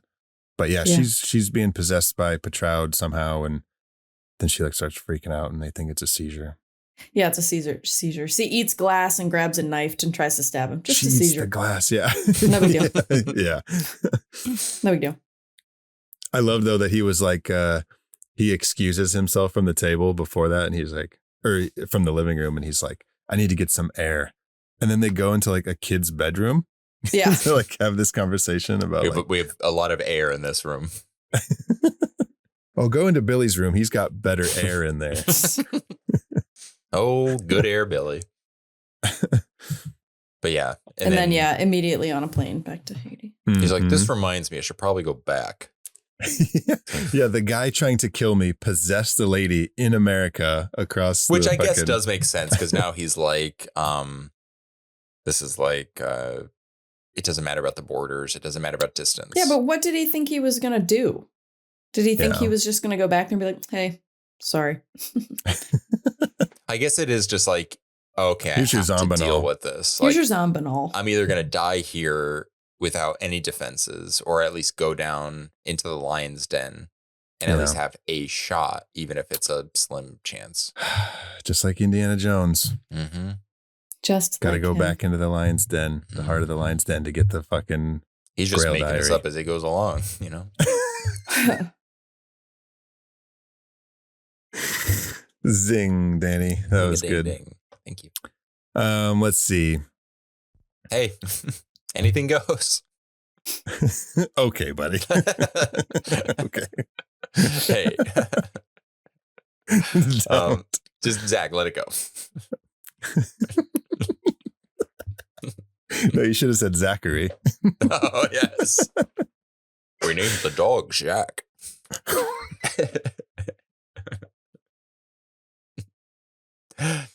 I'm trying to think of like something that's like equally iconic from Crystal Skull, and I can't think of anything. What time does Sean Connery arrive at Wimbledon? 3 times it drops. I thought that was the answer. 3 times it drops. Oh, the balls. How many times do balls typically drop? 3 times it drops. Guys, do you know the answer? So what time did Sean Connery arrive at Wimbledon? Sean Connery arrive at Wimbledon? Fuck. I'm trying to think of like, I'm thinking too deeply about this because there's numbers in tennis, like 2020 love. Tennis, turners. Oh, he arrives around tennis. Tennis. Nice. Sorry. I've been telling that joke at work. 3 drops. I don't know why it's making me laugh. It's so stupid. There's just no like iconic line in that movie. Yeah. You will help me, Dr. Jones. All right. So we're in Haiti. Back in Haiti. So we're basically just setting up the final battle with Peytraud. Mm-hmm. He's in the lion's den. Lucian gets killed. His soul is taken. And then someone blows powder into. Is Lucian and Mozart gets killed too? Yeah, Mozart gets decapitated. Dead. Lucian gets killed just like through like magic. Voodoo magic. Yeah, he chokes, spits up blood, and then a scorpion crawls out of his mouth. Mm-hmm. And it's after Peytraud drinks blood, so there's clearly some like blood magic ritual happening there. Yeah. So I thought Lucian's head, when the scorpion crawls out, was pretty good. Mm-hmm. Was it not? It's okay. Okay. The one, so like the head in the bed when he's in the bed earlier, that one's not very good. Christoph's sister. Okay. Yeah. And then his in the casket, not very good. We'll talk about that. Oh, yeah. Oh, and then there's the great scene because they give him the drug and then he screams, like when he knows it's in his system, he screams, he's like, don't let them bury me. I'm not dead. Mm-hmm. Like, and he's like running after people and they're all fucking so freaked out. So scary. Yeah. And then I love that he changes, like his voice changes a little bit. Like he's like, it's almost like he's dying, like he's choking. Going, like he's, yeah. And that makeup was really good. He looked very, very not well. Yeah. Remember when I said he looked great in this movie? I take it back. This is your favorite part? That's when you meant it. I was like, I do like how we've been establishing this whole drug this whole time in the effects, and then we get to see it in real time, which is really fun. Like you even hear like he's listening as they're pronouncing his time of death, and he's buried, and then finally it was very. There was a lot of similarities to like what Skeleton Key would have been like, because like he's trapped in this body and he can't do anything. Can't do anything, and they bury him, and the kicker is they fucking buries him with a spider, dude, because he knows knows that he's still in there, like mentally. And he puts just to fuck with him. He puts the spider in there. Yep. Imagine hearing like the little tap, tap, tap, tap, just like moving around, like really subtle. Yeah. Good Lord. I can't believe that Bill Pullman made them make a fake head instead of letting a tarantula crawl on his face. Whatever. It's funny because when they're in the jungle earlier with the snake really doesn't crawl over Bill Pullman. Yeah, he must have a thing, huh? I was kind of thinking like when he took the role he's like, I'll do this, but I won't have bugs or spiders on me. There will not be any reptiles. I am not going to lose respect for Bill Pullman. I love him. He's probably the best president we've ever had. But I think it is important that we point out the fact that while he may be afraid to have spiders in his mouth, it is the late, great Tony Todd who, when filming Candyman, had actual bees in his mouth, real bees. Yeah. And I think it's just such a testament to that man. And Yeah. He just rocks, Yeah. and that's it. There's nothing else that I have to say about that. There's no No, relevance. that's- I'm not that's tying great. it back. It's just I love him, and The pretty cool. the head that they made for Bill Pullman as well was not very good. It was Bill Paxton's. And they're like, fuck, we fucked Bill up. Paxton's We got the wrong one. head. It's always the wrong Bill. He had that cut on his forehead, and they weren't the same at all. Mm. And then the hair was really, really bad. Mm. And it's hard to fuck up Bill Pullman's hair, so because that man is gifted. They just laid a really bad wig on it. I don't know. It just did not look good. What if he flapped his hair over? I could see the edges and the glue and stuff. Oh. Yeah. Well, I did like when you see like the close up of his eyes, and like they had it. They had like a fake Probably spider a stick. but it was Would you cool. guys be able it was, to handle it? Was it? a cool effect. If you're Fuck the no. Yeah. Fuck no. Dude, there was a jumping spider in our I house the love other jumping day. spiders. And it was like, I don't know, the size of a fucking They're tiny. nickel, I guess. They're so cute. It wasn't tiny. It was like, I don't know. I mean, it was like that big. That's not big. That's Anyways. huge.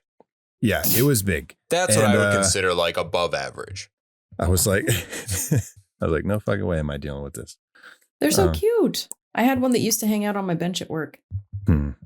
I could let a spider, if I was an actor, I think I could, be brave and let it like crawl on my body, but mouth? No. Oh, they're so cute. Fuck. I don't like No fucking way. No. Snakes, yes. Let's see. So he gets buried with the spider, and oh my God, that made me so uncomfortable, just the scene. And it's like, a lot of times it's just dark, like the screen's just black and you're just like hearing shit. No, it scared me. Legitimately. I was at Griff's watching it, and I was like gasping, and he's like, "What is wrong with you?" He was doing something in the kitchen. He's like, "What's going on?" I'm like, "It's a buried alive." What I do love is squirming.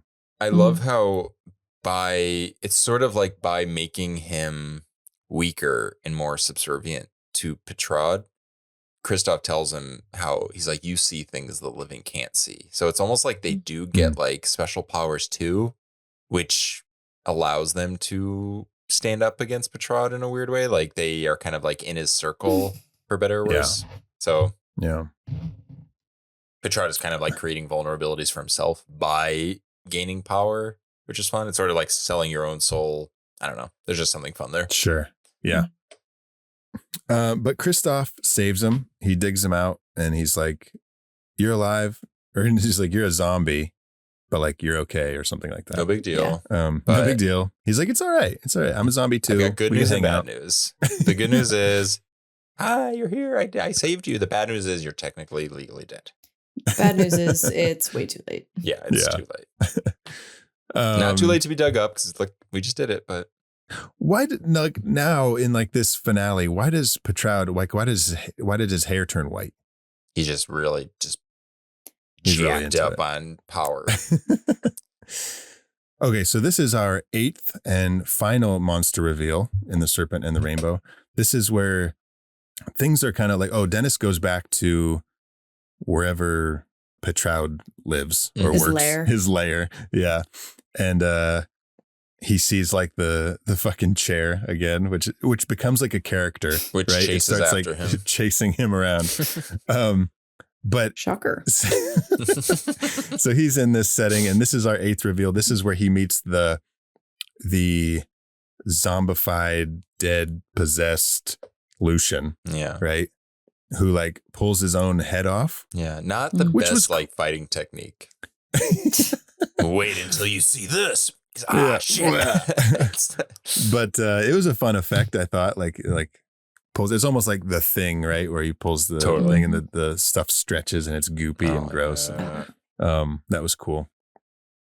You get stuff like we talked about the chair chasing him around. You get like the long arms coming out of the hallway that are like trying to grab him. Very fun. This is more really Nightmare on Elm Street stuff too. Totally. This is where I kind Nightmare on of Elm Street meets Labyrinth. Yes. Yeah. And I was thinking like you get the dream stuff where people are invading dreams. You get the long arms. Even in a minute here, we'll see how Peytraud is ultimately like defeated, sort of. I say ultimately and then sort of.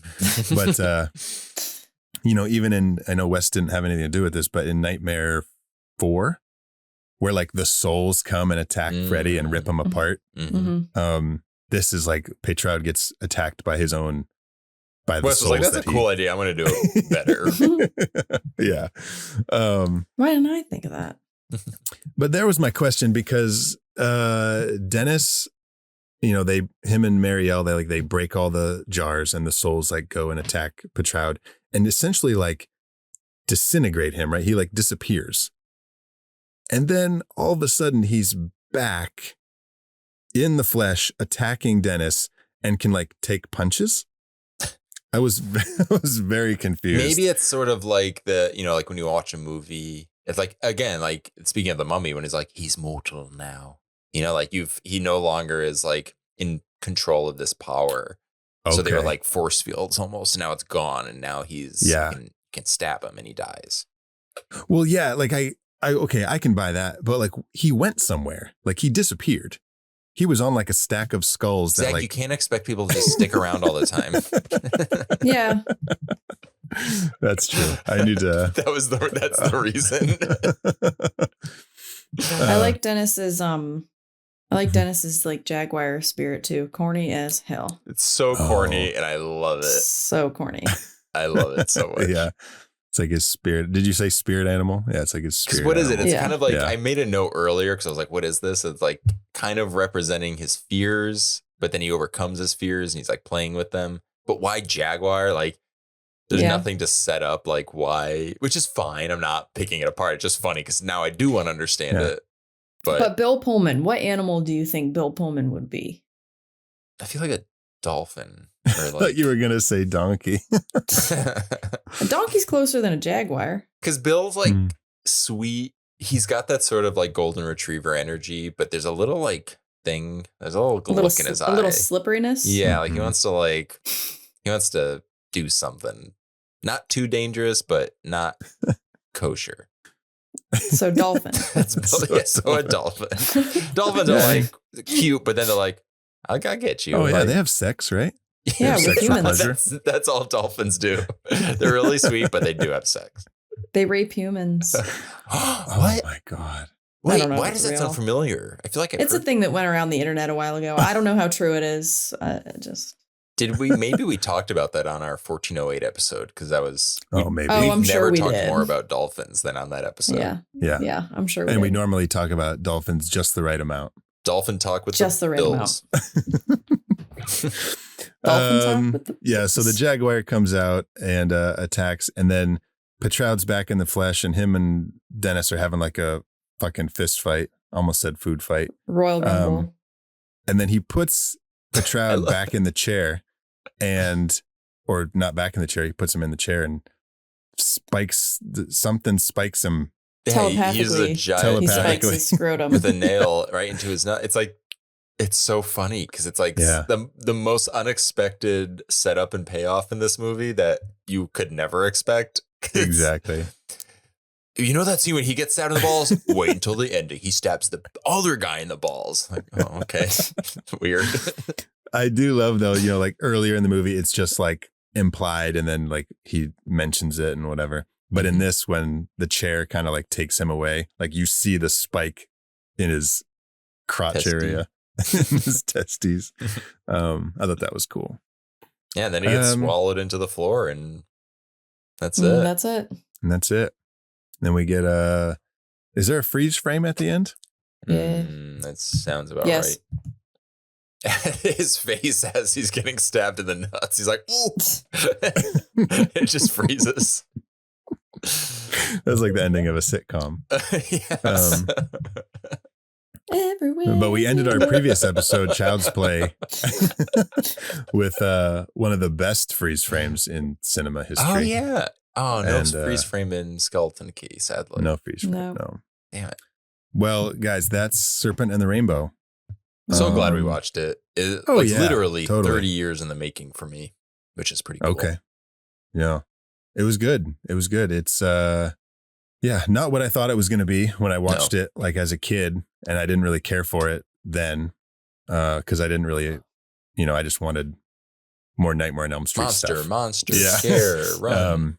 And so when when you're a mature adult. I don't want to say mature, but when you're an Yeah. adult. We're not mature A few too many words there. We've had so many dick, butt, and dolphin jokes in this episode. We are not mature. But it's good. All right. Well, now it's time to choose our favorite reveals in The Serpent and the Rainbow.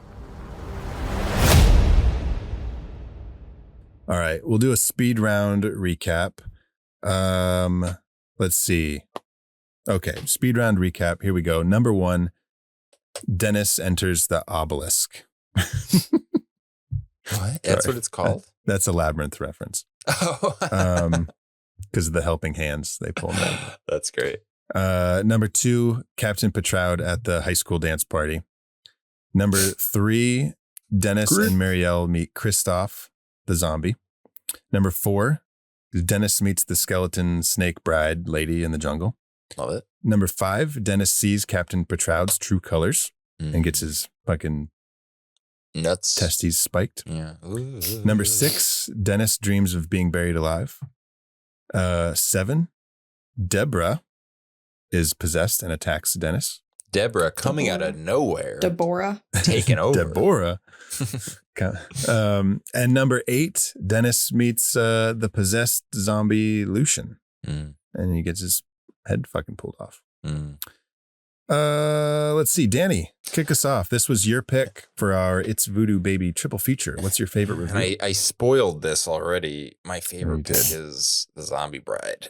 So cool. Like that shit is what I love. I love, like, it reminded me of, do you remember, like, there were a lot of, in the 90s and like early 2000s, a lot of Stephen King TV, like, miniseries that were events. They always had a very specific type of zombie. Yeah. That's the, let's start with the Langoliers. No, but there's like always like this the fucking like meatball monsters, flying zombie. meatballs. Yeah.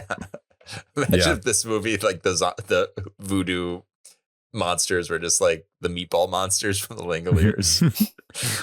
Danny, this wasn't the 2000s, but I'm thinking of Stephen King's It when what's his name? Bill. Is it named Bill? The little Bill's chubby the kid. main. Bill, no. Not Bill. Bev. Richie. Oh my Ben. God. What's his one. Ben. Thank you, Ben. When he's like seeing his dad in the swamp, like outside the thing, and then it turns into like a skeleton, swampy. I haven't seen this in years. Skeleton, doesn't he? I don't remember. Anyways, but it would make sense because it was very swampy skeletons, like rose red.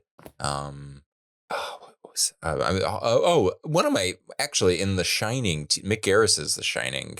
I love the ghost in room 217 in the bathtub. Okay. It's like a more traditional looking zombie. Scared the shit out of me. Did it? Okay. I remember watching that when it was on, but I can't picture the zombie. Yeah. Okay. Casey, what's your favorite reveal? I guess it's the Zombie Bride 2.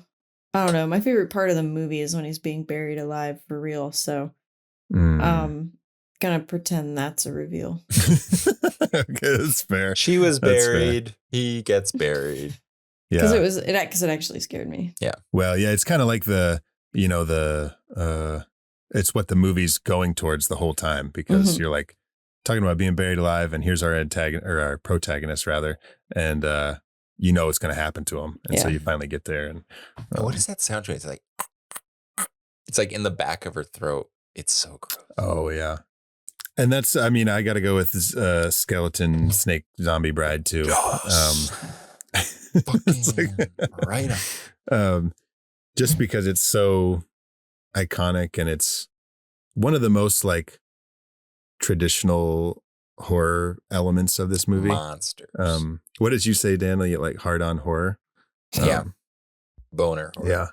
Boner. It's the most bonerific. Yeah. Boner jams. Now that's what I call boner jams. Volume 4. Volume 4. All right. Now it's time for a segment that we like to call The Real Monster. Danny, kick us off. I can't. I don't know if it was because I was so just pulled into this movie or confused or just like really focused on taking notes. I couldn't think of a real monster in this movie, and I don't know why. I'm sure there are many. It's funny because I couldn't think of any either. Really? Yeah. And I wrote one this morning right before we started recording, but it was just because something happened yesterday in my real life that I was like, okay, these are the real monsters. I wrote down goats. Excuse me? I wrote down goats because we were at the Ren Fair yesterday and a goat knocked over my daughter. She got really scared. Oh, it was so heartbreaking. They went into the petting zoo of this Ren Fair and the goats were like not, they're not trained, but they were like, animals. They were very greedy, right? And they kept doing, and she had her little cup and it pushed her over to try to get the food. And she started bawling. And because she was in with Nina in the petting zoo and I was waiting outside with the stroller. And she's bawling and I take her over and Nina picks her up and takes her over the fence and I'm holding her and she's got tears running down her face. And she's like, she said, he was trying to eat me. And I could just think like, if you're a toddler, you're very small. The goat's bigger than you. Just monsters. To think that it was trying to eat you is very real. Mm-hmm. And I just was like, my heart shattered. Oh my God. Yeah, they shouldn't have, if the goats are assholes, they should not have them in a petting zoo. Yeah, and the dude who was running the thing wasn't even like paying attention. He was like off doing other Ren Fair stuff. That drives me nuts. So anyways, then I put that, because I couldn't find any real monsters in this movie either. So then I just put goats because fuck them. Well, I'll tell you what the real monster is, Don't boys. Fuck them. I also found one too, but you can come back to me. It's the sex scene. Yeah. Oh, okay. She does not look like she's enjoying herself. No, she looks possessed. Like I think, but not in a good way. But was that supposed to be? There's a difference. She's like her eyes look possessed, but she doesn't even have like a look on her face. Yeah, she's just I don't like that. That's weird. Were we supposed to, as an audience, is it implied that she's being possessed or? No, I think it's just a bad sex scene. Okay. And then she like puts her fingers in his mouth. Kind of. She does this like. Weird. And then leaves her fingers right here. Pulls his lip up. I don't like it. He's like, I can't ask her to stop. That's weird. He's like shakes his head. He's like, no, I'm not pulling away. I'm just at an itch. Get out of here. What are you doing? So yeah, I don't know. That's funny. Okay. I did figure out a sex scene. I did figure out a real monster, and it's the creative execs or producers on this movie who made Wes Craven clearly do things that weren't necessary, like the dead pilot and the romance that led to Casey's real monster. So yeah. Let Wes just do his thing. The guy was a genius. Yeah. Mm-hmm. And I love that we also don't know that it was studio execs. We're just assuming it was studio execs. It's gotta be. All right. Now for our final segment, would you survive powder blow to the face in The Serpent and the Rainbow? Are we going all the way there? Like, are we going all the way to that point? Or are we just going to, the fact that we wouldn't have gone back to Haiti in the first place? So where he says he was pretending he was a visitor, like, let's do this. If you were tasked with going to Haiti to find a drug that would bring people back from the dead, would you survive? I will say this. Yes, because I wouldn't do it. Yeah. If I came back and my pilot was dead, I would not be going back to Haiti. They really don't set him up with like an incentive, do they? No. Like they don't say like, we'll give you $5 million if you do this. Like what is or just establish that he's the kind of guy, like he's been looking for his breakthrough. Like maybe he's like competing with someone who he went to college with who like invented some drugs. There's no story to his character. Oh, I guess like the thing is that like what he would be doing would essentially be saving a bunch of lives. Yeah. Yeah, but we he should doesn't have seen even. him lose someone first, personally. Yeah, but he's Yeah. not even. He doesn't Yeah. even seem invested in that. Yeah, Right. it's That's just not it's even a really job, not pointed.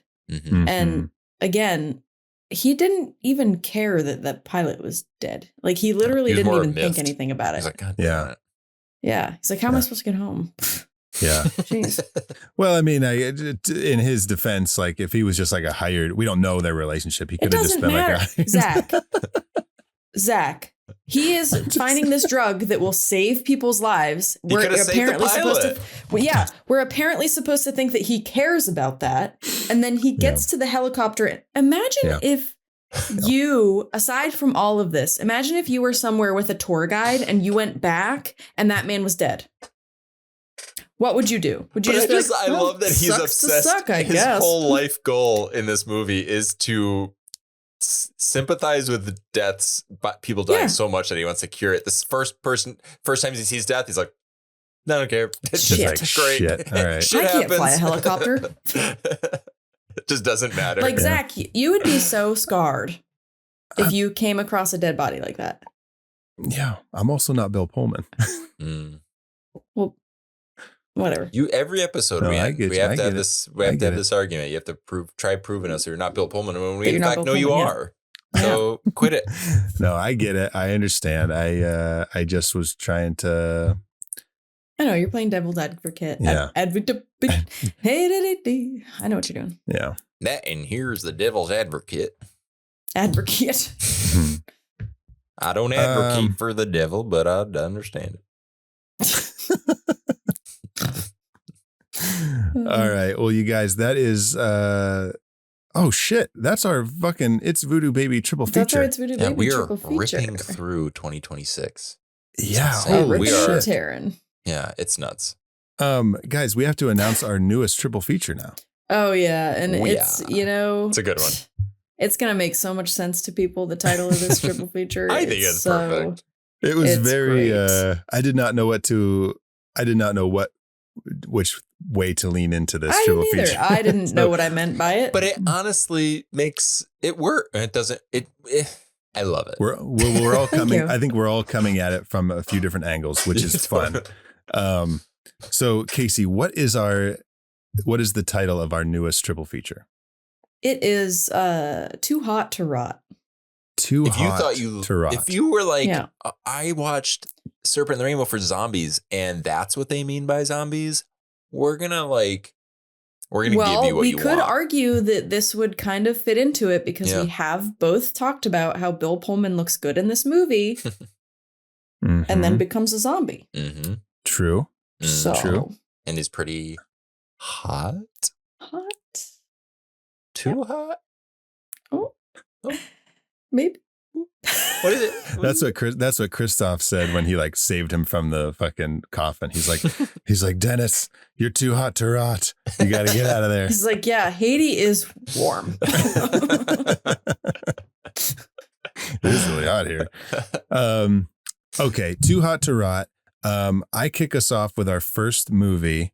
I went with Return of the Living Dead 3. Yeah. In of the my hot zombie interpretation of the title, Too Hot to Rot, I went with a hot zombie. Yeah. I forget her name in the movie, but that was when the Return of the Living Dead franchise took like a turn towards like porn, sexy zombies. Yes.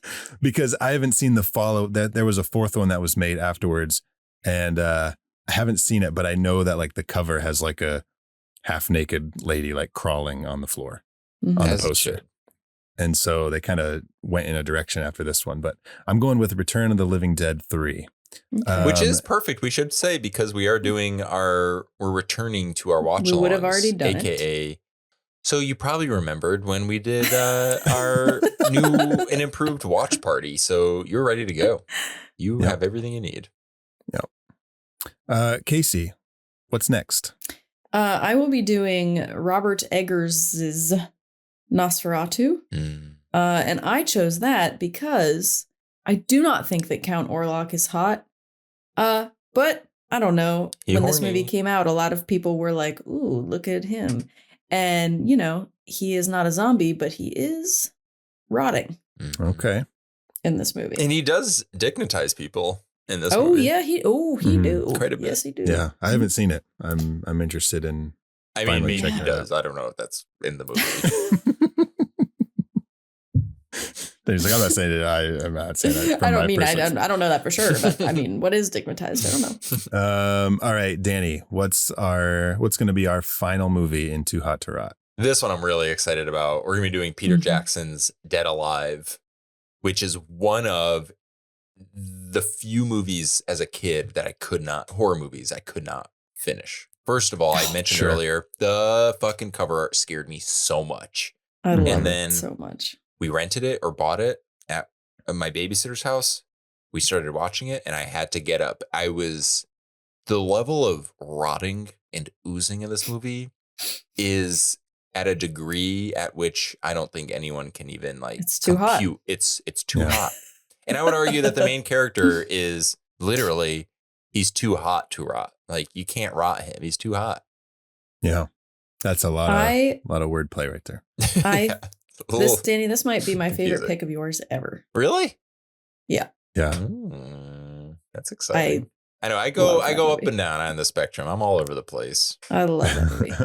But I wanted to go nasty with this one. I don't know if I've ever seen it from start to finish. Oh, really? Zach, you're going to lose your shit.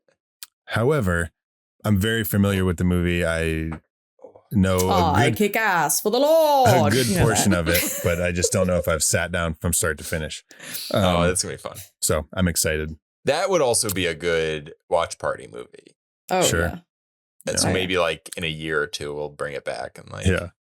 All right. Well, that's exciting. New triple feature, Too Hot to Rot, Return of the Living Dead 3, Nosferatu, and Dead Alive. Listeners, thank you for sticking with us through It's Voodoo Baby. We had a lot of fun learning about voodoo and all the movies that come with it. And now it's time to move on. So we're going to do that. So get out of here. Make sure to follow us on social media at How I Met Your Monster on Instagram, TikTok, Facebook. Where can our listeners find you guys on social media? I am on Instagram at Wolf Mother Casey. Awesome. Danny? You can find me on Instagram and Letterboxd at my name, Danny Salem. That's DANNYSALEMME. 2 M's like the candy, melt in your butt, not in your hands. Did you boof them in there? That's the only way to do always it. Boofing. You always that's how you do it. You always have to boof them. Yeah. To get you be boofing. You put them really close to your butthole, and then you go, boop. It's called. Wait a second. It sucks them in. Is that because you get like scared and your butthole's like, like snatches it? That's called bamming. So it's the 3 B's. There's butt, boof, and bam. Once you've covered all 3, you've done it successfully. If you don't hit all of that, if you don't have a butt, can't do it. If you don't boof it, it didn't happen. If it doesn't bam, then it's not working. Gotcha. You're gonna lose some M&Ms. You're gonna lose some good men out there. Just M&Ms slipping out of your tushy. Oh my God. All right. And you can find me on social media at Zach Gwinsick. Make sure to join us for Too Hot to Rot. And until then, thank you all for listening. Now go meet some monsters.